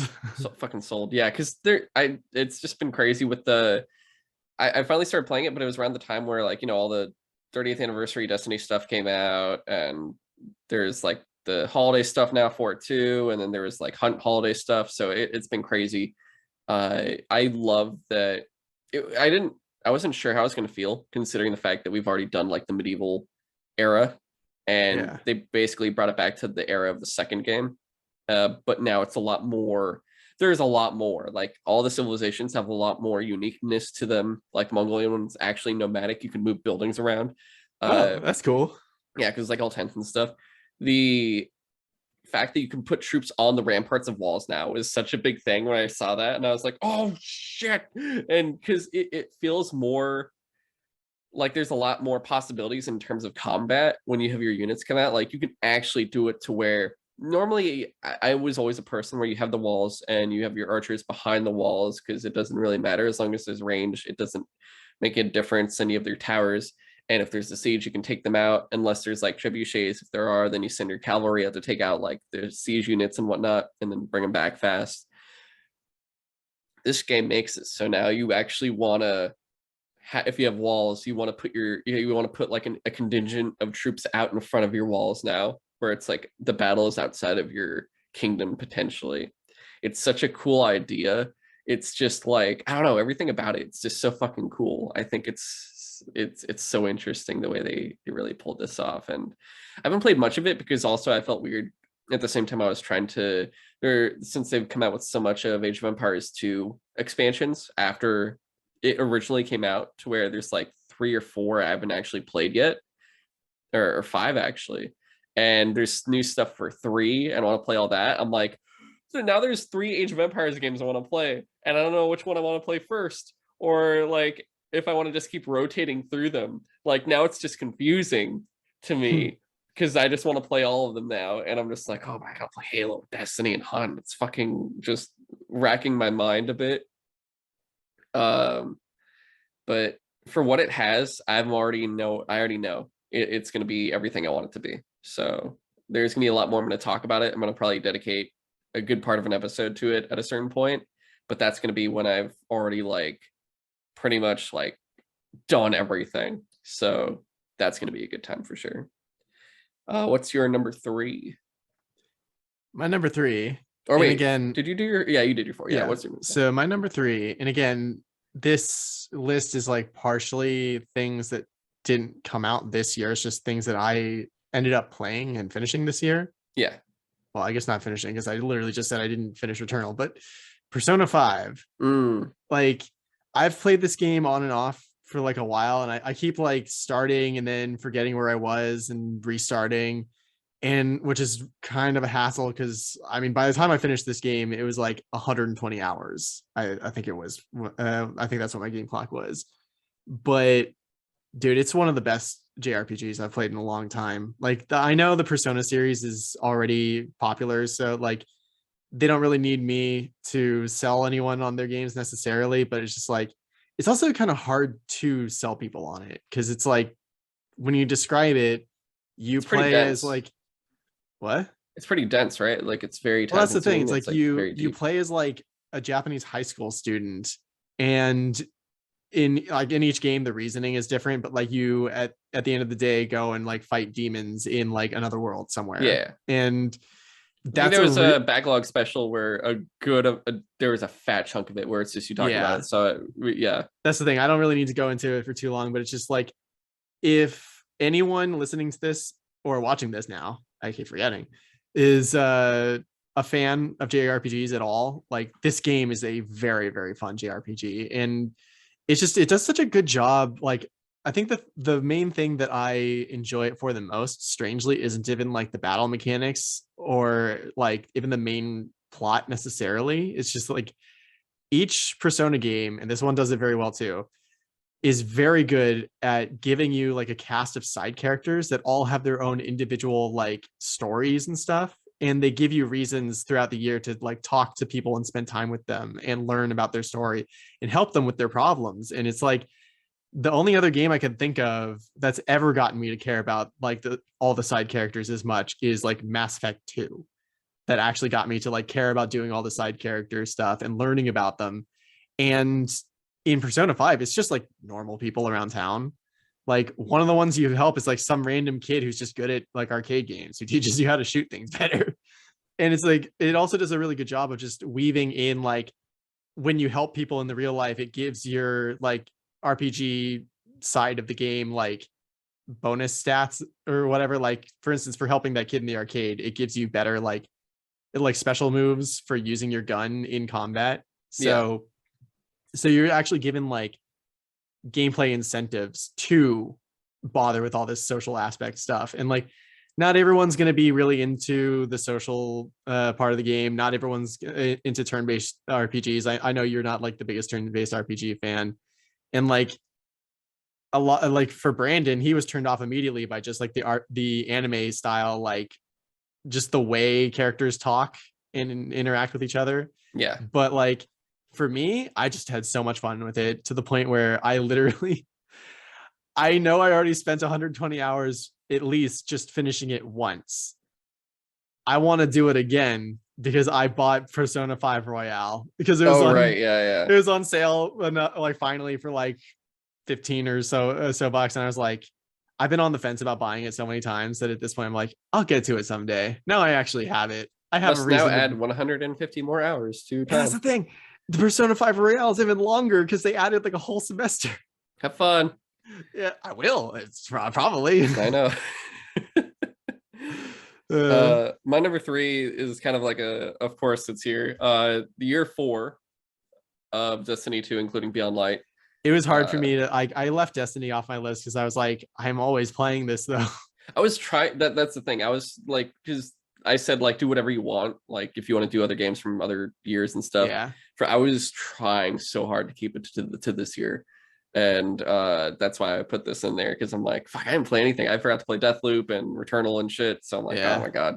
But did a great job. I really have been enjoying post season of the hunt, like from season of The Chosen and on, has been just a lot better storytelling for them in game. Like they're really doing a lot of better job of incorporating that and having cool missions like Passage. So for sure that makes it into the number 3 for me. And I think also just for the sheer fact that of all the games, I'm putting the most time into this, so it should, I guess it should be on here. I don't know. I know you've, fallen off a bit where you're playing a little bit of catch up just to finish whatever it is like, before the season ends. That's the thing. And I'm going to end up doing that for the next few weeks, like, or at least until Witch Queen comes out. There was such a fat amount of time, and you're somehow like gonna be actually rushing because you ran out of time, which I think is hilarious. I think it's because I had such a huge amount of time that I was like, oh, I have so much time, I can get to it whenever. I'll just play some other things for now. Now I'm like, oh no, there's like a month until Witch Queen comes out. Oh god. Yeah, good luck again. Have fun with that and your Persona fucking 150 hours shit, you crazy. Oh no, I probably won't get to that for a while, but I'm just like, I like knowing that I have it now. I know. What's your number 3? My number 3 was my number 3 was Persona. So my number 5, right. Yeah, 4, 2. Yeah, I don't know why I did. I'm whatever. Confusing myself. My number 2 was Ratchet and Clank Rift Apart. That was my number 1. Really? Yes. And my number 1 was again something that like technically didn't come out this year, but I ended up playing this year. I'm not surprised. Like you would do this. Actually, no. Technically, the version I played did come out this year. So. Oh, I know what you're talking about. Yeah. Okay. But oh god, we literally just said it. What? Ratchet and Clank. Ratchet and Clank. Yeah. Yeah. So like, it's just like, again, every character was fun to watch. Like I even loved the new characters like Rivet and even Kit. Like I loved Kit. Kit was great. And like some of the weapons were a little samey, but they were all still like, it wasn't necessarily samey in terms of like how they looked, but it was just how they like, there's a bunch of different types of grenade things. Oh yeah. And like the Mr. Mushroom thing is like essentially the same as the Mauser, like the little whatever the Doom bots are called. Like there's Mr. a lot of cross. Or there is the Doom bots though, the ones that like chomp and shit. Yeah. And like, so there's a lot of like crossover in weapon types, but there's just like such a huge amount of weapons anyway that I don't know. I had a lot of fun messing around with all the different things and like even playing around getting their upgrades and stuff. I mean, the collectibles there weren't too many collectibles, so it didn't take me too long to get them all. The only thing that annoyed me was like the one thing that's not put on your map is those teddy bears. And I don't know why they did that, but and just like graphical quality, like this game just, I could not stop looking at this game during the cutscenes and just going like, damn, how did they make it look this good? And this is gameplay. This isn't like a pre-rendered cutscene. And yeah, I had so much fun with it. Yeah, and it was I was trying to find it. It's if you want to find out like our full talk about that game, it was episode 104. Yeah. But I loved it because it's a crazy fact that it's so good for a game of all ages, but this game is the closest and only thing we're getting right now, besides maybe Returnal, to like the sheer power of the PS5, Yeah. where you're rifting through worlds, and that's something you couldn't do on a PlayStation 4. That's why it's not on It was PS4. really impressive, especially for that one level where you literally just like hit a crystal and it like completely changes the level instantly. Yeah, and that's the cool thing. It's like instant. It's a sheer thing of just showing, like, instead of loading between levels, you're just like whoosh, right here, already there. Like you're there. It's like you're in the next fucking area. It's a completely different layout. The loading is just like sheer speed, and the fact that it's like done where you're just running through a little portal is so cool. The characters, like we said, so good. They're continuous, and I really appreciate that they're continuing the story from all the previous games, because like the last one was like a reimagining of the original game that Yeah. was like based off the movie, and it's kind of like its own one shot where it doesn't really exist with the other games. It's just like a fun thing. But this one just shows like, oh, there's more to story to tell. And it's great because you don't have to necessarily have multiple games every console generation. Like they can wait, they have time. It's just at least like it's good to see like you're getting at least one Ratchet and Clank per console Yeah. generation. And the humor in this is why this game is so good. It's humor for all ages that is actually funny and enjoyable and puts a smile on your face, compared to like something that's like Borderlands and it's like, I'm a poop butch, and you're like, what the Yeah. fucking shit are you talking about? Like, I don't, this game is stupid. You're like Ratchet and Clank, you're like, oh, there's a fucking Pirates of the Caribbean Yeah. Disneyland Oh ride god, that was that's so broken funny. down, and you're like, this is amazing. Well, I love when like Ratchet sees the other universe's version of Rusty Pete and he's like, Rusty Pete? And he's like a French guy. He's like, how dare you call me Rusty? My name is Pierre. So good. Yeah, that's easily, it's my game of the year. And so far, like I said, I haven't played Deathloop, I haven't played Returnal. There's other games I haven't touched, like Resident Evil 8, and I still have to play. Yeah, I haven't I played Resident Evil 8 yet and either. like 1, and I'm skipping 0, and I'm going to start with 2. So that's kind of where I'm at with Resident Evil. I don't know when I'm doing that. Better come to PlayStation Plus, and I'll get faster. So what was your number 2 then? My number 2 was Hunt Showdown. Ooh, right. Yeah, so that's my first time playing it, and it came out a while ago. That's the thing. It was in early access, and then eventually came out, and all of a sudden now it's just, I've played it this year. It is fantastic. It is a very sound oriented Royale type game, because the thing about this game is it's not like other Royale games, which I'm sure they all try to say that, but this one actually isn't, because you're in a world of like zombies and different types of monsters and stuff, and you're going after one or two really big ones that are in this map, and the map doesn't go away. Like there's like 50 minutes on the clock, so you have plenty of time. If you're trying to like kill these monsters and get the bounties from them, and then if like the teams with the bounties leave, then you have like 5 minutes to leave. But you have time to get out alive. That's the thing. It's not like last man standing or anything like that.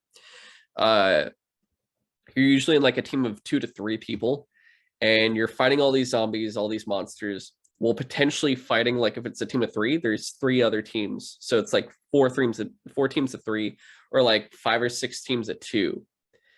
And it gets crazy. Like you could be in a gunfight shooting the boss, and another team runs in. Now the boss is trying to kill both of your teams.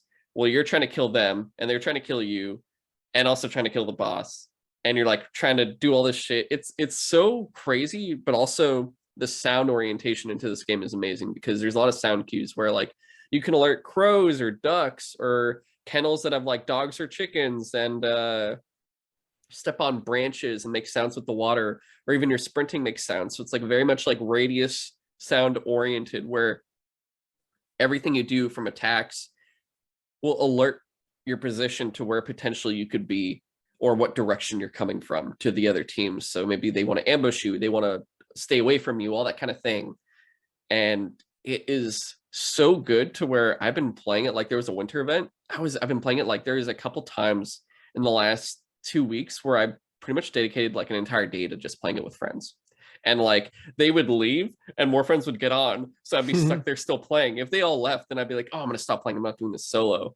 But I kept going and going and going, like, oh yeah, I could still play. And my eyes by the end of it are like there's some pain going on now. And I'm like, oh, right. I bought these Gunnar glasses for a reason that are supposed to help my eyes when I'm playing.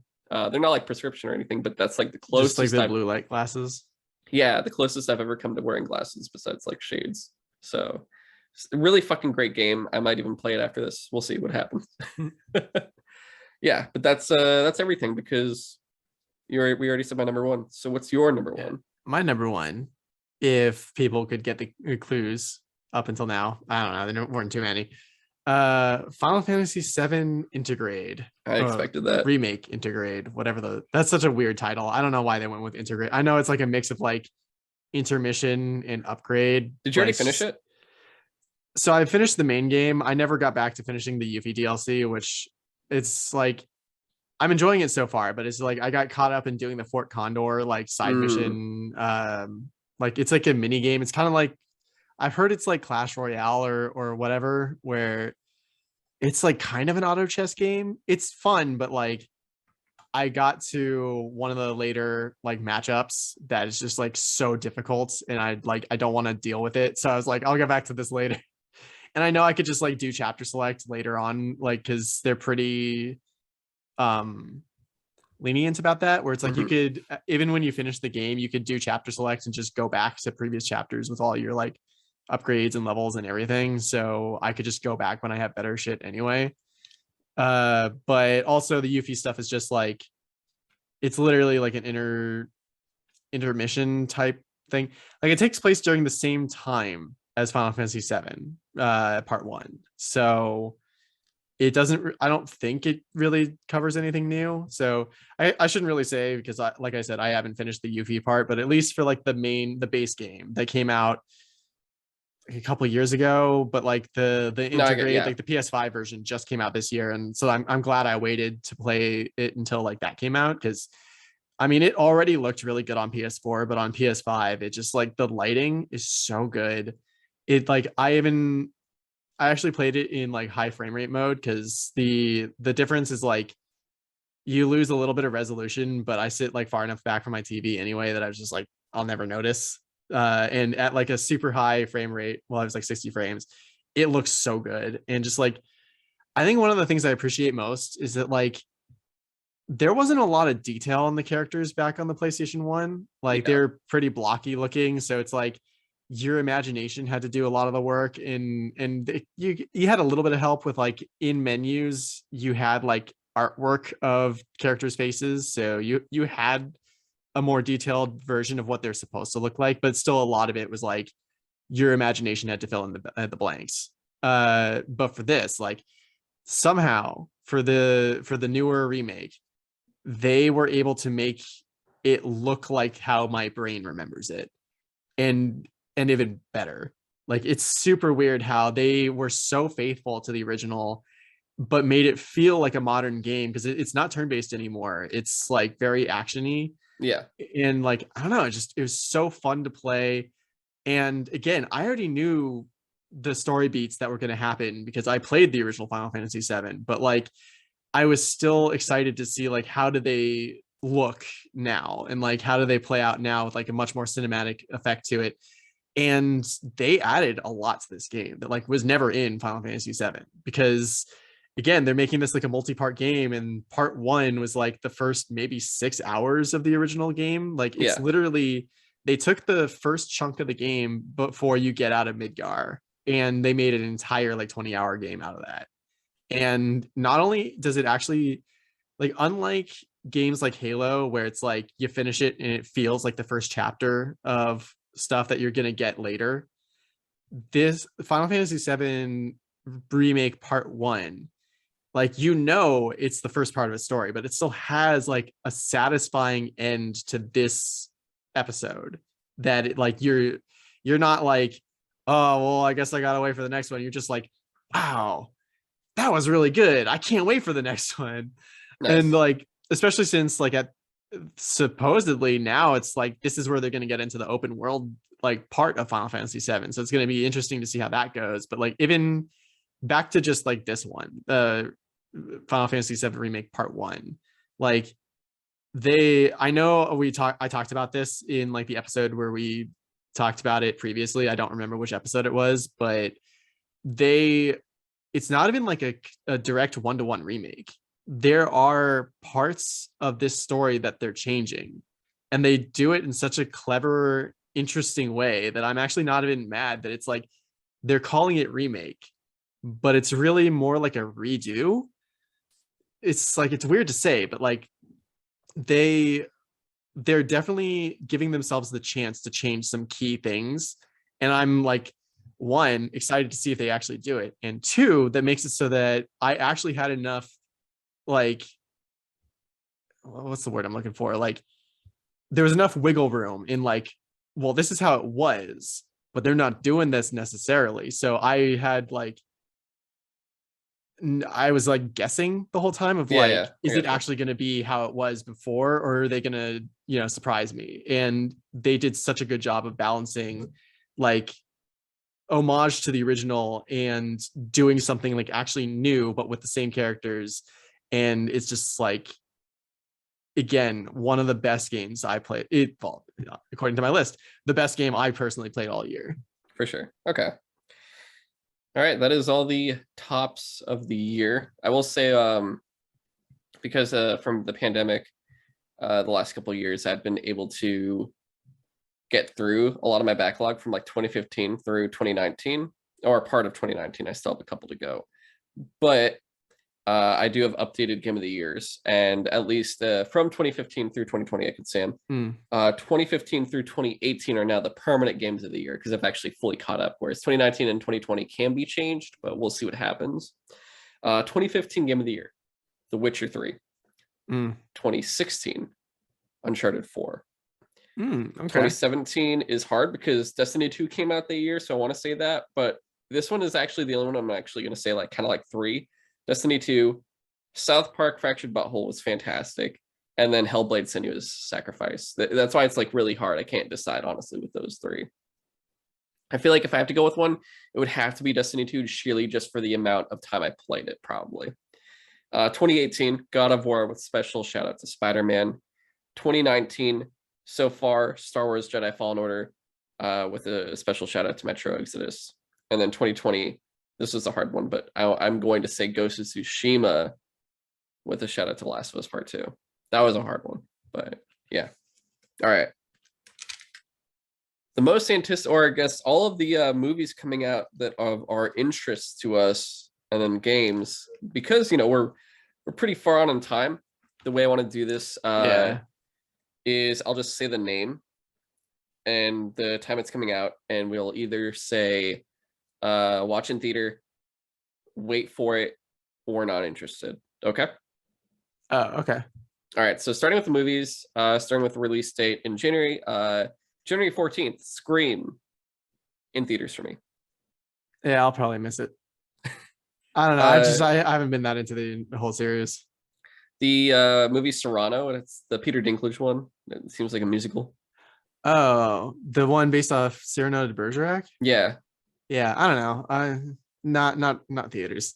Yeah, not in theaters. Morbius. I probably will see that in theaters. I'll see it, but it's like if actually seeing Scream over Morbius is ridiculous. Well, I'm like more connected to Morbius. I don't know. But yeah, Morbius is January 20th. Sorry, I keep forgetting. February 4th, Moonfall. Yeah, I don't. This one doesn't ring a bell to me. I don't know. Okay, it's supposed to be. I actually forgot already too. It's supposed to be something with like aliens, I think, or astronauts. I already forgot, but I'll wait for it. Also February 4th, Jackass Forever. Yeah, I'll wait for that one. I'll probably see it in theaters with a different group of people because I know they're going to want to watch it. February 11th, Death on the Nile. It's that Orient Express murder sequel. I'm kind of interested in that, but I probably won't actually see that in theaters unless you want to see it at the Alamo or something. I'll wait for it. I haven't watched even Murder in Orient Express anyway, so. Is that related? Yeah, it's like the sequel one to it. Oh, okay. Yeah. No wonder it sounds familiar. February 18th, Uncharted in theaters. Yeah, I'll probably see that in theaters. Usually, yeah. On Disney Plus, Cheaper by the Dozen with Zach Braff. Okay. I'll probably miss that. I'll watch it, but I'll just watch it because it's got Zach Braff. March 4th, The Batman in theaters. Yeah, obviously. I'm going to be seeing that in theaters. March 11th, Turning Red. It's that I think Pixar. It's the Red Panda one. The girl turns into a red panda. I don't know if I'd want to see that in theaters. I can wait on it. It does look really cute. I do want to see it, but if people ask to go watch it, I'll go see it. Otherwise, I can wait for sure. March 18th, Operation Fortune. Ruse de Guerre. It's a crazy looking one with Jason Statham action movie. First time hearing of it, so I guess I'll be missing that one. I'll wait on that one. March or April 14th, I believe. No. March 18th, sorry. Bullet Train. It's got like, it's another action one. It's like I forget who's in it, but it's an action one. Yeah. Nah, it still doesn't sound familiar. Okay, wait on it. For me, April 15th, Fantastic Beasts and The Secrets of Dumbledore. Yeah, I missed like the first two, so I'm gonna be missing this one probably. Oh wow, you didn't even try to watch them, huh? No, I don't know. I was never that interested. Okay. Yeah, no, I'm maybe seeing theaters. I still have to watch the second one. I did see the first one at least though, but if I don't watch it in time, then yeah, I'll wait. It's okay. April 22nd, The Northman. In theaters. I might see this in theaters. I actually looked up a trailer before this just to be like, what is everyone talking about? And yep. It actually looks really good. Also April 22nd, The Unbearable Weight of Massive Talent. That looks super funny. I want to see that in theaters. I can't believe they're doing this. That's the Nicolas Cage movie for those that don't know. It's Nick Cage getting to play himself, be crazy as Nick Cage. March 6th, Doctor Strange in the Multiverse of Madness. Yeah, I'm definitely gonna see it in theaters. Yeah. May 27th, Top Gun Maverick. I don't know. I'm not that interested. I'll probably see it in theaters, but just with a different group of people. Yeah, that's fair. Because my friend Paul, he loves Tom Cruise. Also, May 27th, the Bob's Burgers movie. I actually would like to see this in theaters. I might see this in theaters. I didn't watch the entire series, but like I really liked every episode that I did watch was actually consistently funny. Yeah, I'm glad they're doing this. June 10th, Jurassic World Dominion. I don't know. I might wait on this one. I wasn't like a huge on the last one. I'm definitely seeing this in theaters. I need to. Okay. I need to do this. June 17th, Lightyear. I'll see that one in theaters. I might be willing to see that in theaters. I don't want that. Honestly, I don't want people to be talking about that one all the time and be like, fuck, I didn't watch it. So that's fair. June 24th, The Black Phone. That's that weird like. Yeah, I've seen trailers that it's coming out in June. Yes, I will. Why are they putting out trailers like now? If a lot of people talk about it, then I'll watch it in theaters. If not, I can wait for it. If no one's really talking about it, I'm not usually probably not day one. Yeah, I don't usually see like suspense or horror movies in theaters, so I could skip this one, but it does look sort of interesting, I guess. July 8th, Thor: Love and Thunder. Oh yeah, I'm definitely seeing that one in theaters. July 22nd, Nope. Definitely seeing that. That's the Jordan Peele movie that's going to come out. Oh, like Us and Get Out. Yeah. July 29th, Black Adam. Definitely, yes. Going to go see that in theaters. Let's see. The August 9th, The Samaritan. It's going to be a what's a Sylvester Stallone movie where he's apparently was a superhero. So I kind of want to see it, but it's like one of those wait and see where I'm like, if it's good enough, I'll see it in theaters. If not, I can wait for it. But that's what I'm feeling.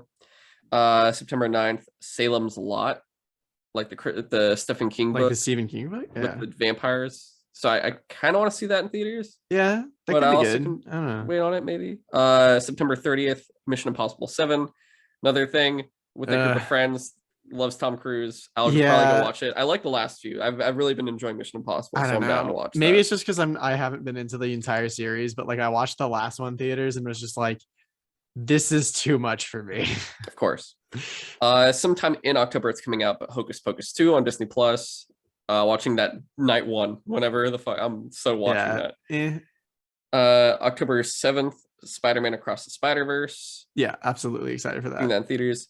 October 14th, Halloween Ends. I gotta stick to it. I gotta see it in theaters. Yeah, I didn't see the last two, so I hope it's better than the last one. It's so fucking bad.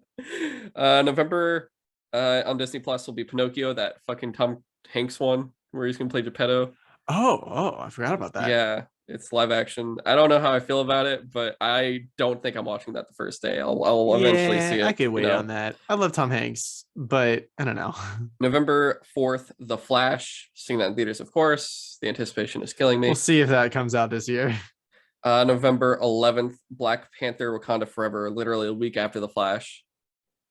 But seeing it for sure in That theaters. almost makes me feel bad for the Flash. I do too. I'm just like, fuck's sake. Yeah, but I'm I probably hope gonna see both of they're those gonna in do the theaters. IMAX theft as well.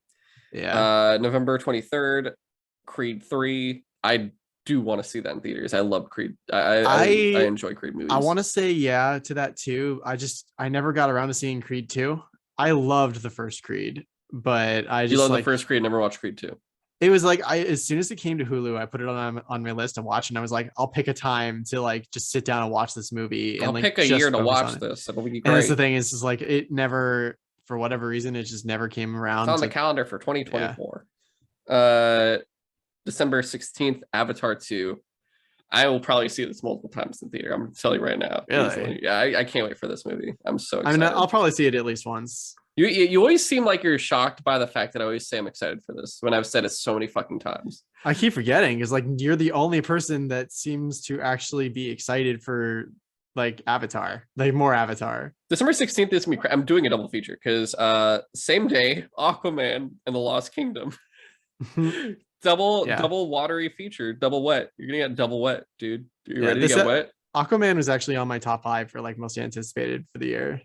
And then Surprisingly. December 21st, Super Mario Bros. Yeah. I'm gonna have to see a trailer about that. Maybe we'll see what happens. But Yeah. just without, you don't have to rank them, but what's your 5 anticipated movies coming out? So for me, my most anticipated movies, weirdly enough, like one of them I think you didn't mention. So maybe I don't know if it's like hard confirmed for 2022. So for Some don't me, have dates. I didn't put the ones that don't have dates yet. maybe that's why. So for me, Aquaman 2 was number 5 because I just like Yeah, was. just we gotta Oh yeah, just okay. yeah. Aquaman 2 number 5. Knives Out 2 was number 4 because I'm very excited for They that. haven't given it a date, but it's supposed to be because it's Netflix. That's why. They I haven't given see. a date at Okay. all. Yeah. Number 3 was Across the Spider Verse. Number 2, Doctor Strange 2, and number 1 was surprisingly the Northman. Okay. Number 5 for me was The Flash. Number 4 for me was Hocus Pocus 2. Number 3 was The Northman. Actually, no. Sorry. Number 5 was The Northman. Number 4 was The Flash. Number 3 was Hocus Pocus 2. Number 2 was Avatar 2. And number 1 was The Batman. So, yeah. Okay. Yeah. I wasn't sure if I wanted to put the Batman on there because like again, it's one of those movies where I'm cautiously optimistic. I don't know. It looks so. I'm so ready for this movie. The one I put that was on there, The Flash, is only on there because I would just want to know what the fuck they're doing with the DCU. I'm just so worried. That's that movie's more of a worry than anticipation. That's why Doctor Strange 2 is on there for me. If it didn't have the multiverse reset shit in there, it would be Aquaman 2 in there easily. But it's only for that reason. Yeah. And I'm sorry, Hocus Pocus 2 had to be Aquaman. It's just Hocus Pocus is Hocus Pocus. All right, games. So just like if you're gonna buy same thing. Buy, wait on it for a discount. Buy day one, buy discount, ignore. January 20th, Rainbow Six Extraction. I'm probably gonna ignore that. Ignore. January 28th, Pokemon Legends Arceus, whatever. I might wait for that to be on sale. Like I definitely want to play it, but I don't know if it's like I need to get it day one. If I actually played Pokemon Let's Go Pikachu or Eevee, I don't even know which version I have, and I actually played it and beat it, then I would get this day one. That's probably not happening, so probably discount. February 1st, Life is Strange Remastered Collection. I never played them, so I want to say wait for discount. Yeah, I've always wanted to play these Life is Strange games. Like Chris absolutely loved the first one. So I will probably get it. I don't know if necessarily day one, but like definitely want to get into this collection. February 8th, Sifu. Not interested. Yeah, like people keep wanting me to be interested in this, and so far I haven't seen anything that grabbed me. So like maybe I'll get this on discount someday, but so far not super excited. February 10th, Crossfire X. When it's on Game Pass, it's on Game Pass. Maybe that. Yeah, I'll try it eventually. February 15th, Dynasty Warriors 9 Empires. I'm personally gonna skip. I know. Yeah. Possible day one buy. It's been a while for me. Possible day one buy, maybe discount, but one of those two for sure, I think. February 18th, Horizon 2 Forbidden West, day one buy. Absolutely day one. I'm already so excited for it. Yeah, the steelbook coming. February 22nd, Destiny 2, the Witch Queen expansion. Oh, I might have to wait for this one. No, I'm kidding. Like it's the first time I'm actually considering requesting a day or two off of work. Day one just on to play reset. a game. Day one on reset immediately. God, it's gonna be fucking full service. Holy shit. You're not gonna play it at reset at all. It's gonna be horrible. February 25th, Elden Ring. Ignore. Not interested. I'm probably gonna get a day one. I don't think I can help myself. For those that don't know, I'm just gonna say really fast. It involves George R.R. Martin in it, and I refuse to give money to anything he's a part of because I am waiting for Winds of Winter, and I'm just speaking with my wallet. Yeah, not because he's done anything wrong. My wallet, he's just like hasn't finished the one thing he wants to finish, and that we want him to finish. Yeah. March 2nd, Babylon's Fall. It's a platinum game. Yeah, I'm probably. I know I usually love platinum games, but like I've been hearing some bad things about this one, so I'm probably gonna skip it. Yeah, not interested. Gran Turismo 7 on March 4th. Not interested. Yeah, not interested. I know it's a really great sim racing game, but I'm not usually into like the really simmy racing games. The closest I'll probably be playing is going to be Forza Horizon 5 anyway. I played a little bit of Forza Horizon 5 so far. I like it. It's super I'm looking fun. forward to it. March 18th, Strangers of Paradise, Final Fantasy Origins, Chaos. Yeah. I'll probably get this on sale at some point. I don't need to get a day one, but it actually looks surprisingly fun. I don't know how to feel yet. As dumb as all the chaos stuff is, it actually does look fun. Because I probably won't for a while, just because I still have to play Final Fantasy VII Remake, which will be my first actual single player Final Fantasy game. That's fair. March 25th, Tiny Tina's Wonderlands, skip. Not interested. I'm gonna skip this. March 31st, Weird West. It's that indie game from Devolver. That has like it's like 5 different stories. Yeah, I remember everything in the game is fully interactable, apparently. Yeah, I remember this being one of the things from their showcase that we thought was interesting. I might have to look up a trailer again, but I would like to buy it day one just to give them the money at least, and then maybe I won't play it day one, but I'll at least I want to get it for sure. Yeah, I might do something similar. April 28th, Stalker 2: Heart of Chernobyl. I think I'll probably play it because it's on Game Pass. That's really the first game since February, so it'll kind of be like 2 months post Destiny 2 and Horizon 2, so I'll probably buy it. May 24th, Forspoken. Waiting to see more, but it could be a day one buy. That's the thing. Like what we've seen so far looks fun, so I do want to play it, but it might not be a day one buy necessarily for me. It just depends on kind of what more we see as, if it draws closer. That's true. If I hear a lot of good reviews about it, then I might just like get it as soon as possible. But we'll see. That's usually how it goes for me. Because most don't have dates. The next one is August 23rd. Saints Row.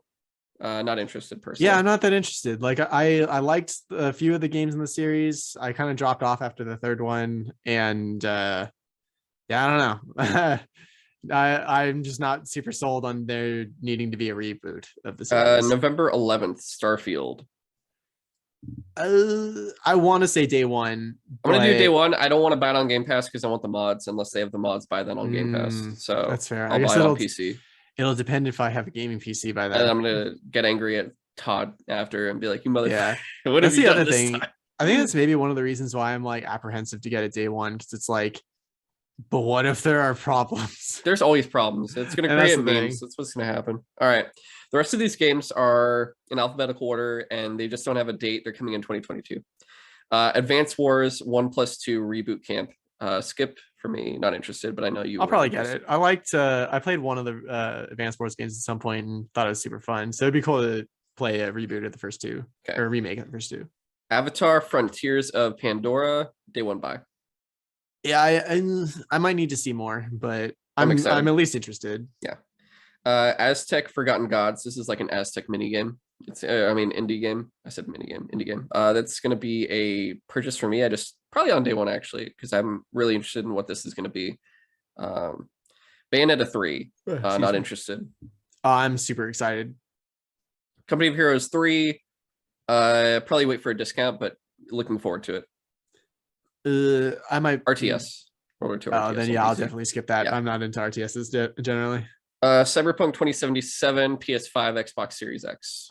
We'll see if that happens. When it does, I will finally open my PS4 copy and get my free PS5 upgrade and finally play it. That's the thing. Like I've waited to. It's supposed to come the first half of the year, apparently. Okay. Yeah. I've waited to get Cyberpunk until now because I'm just like, it'll come to PS5 eventually, and I guess that's still technically true. Destroy All Humans 2 Reprobed. It's like a full remake of Destroy All Humans. Yeah. On discount. I'll wait for discount. Probably same. I liked the first one. Diablo Immortal, the mobile game. Not interested. I would give it a shot if it wasn't for Activision Blizzard being terrible shits right now. This one because of our past with it. Earth Defense Force 6. Maybe. Interesting.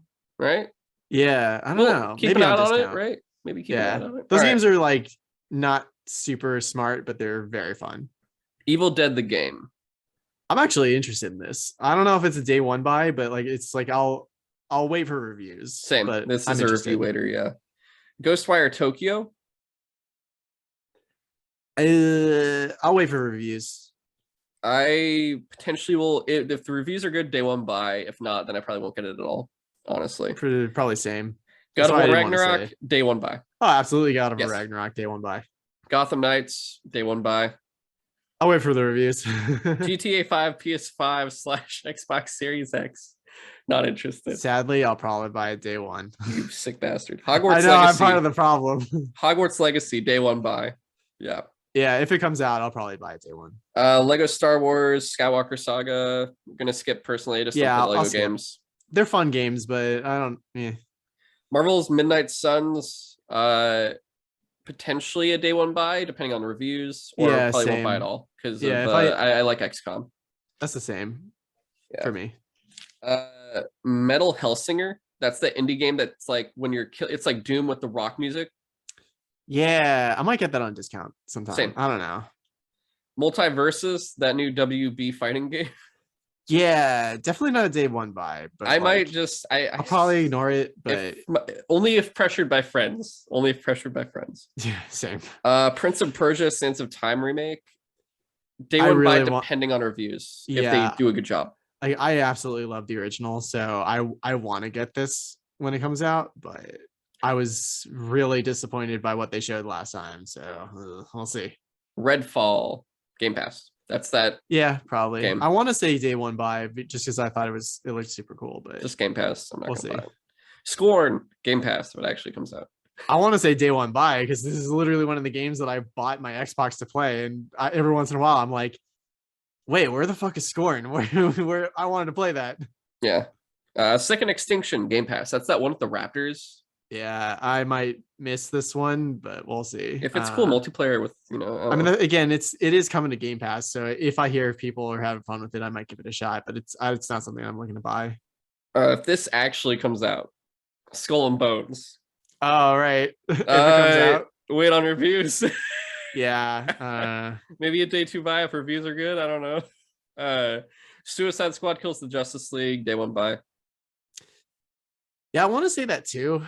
It looks super fun from what we've seen. So. It's also Rocksteady, so I want to have faith that they know how to make a fun game because they do. But System Shock remake. So this is the precursor to BioShock.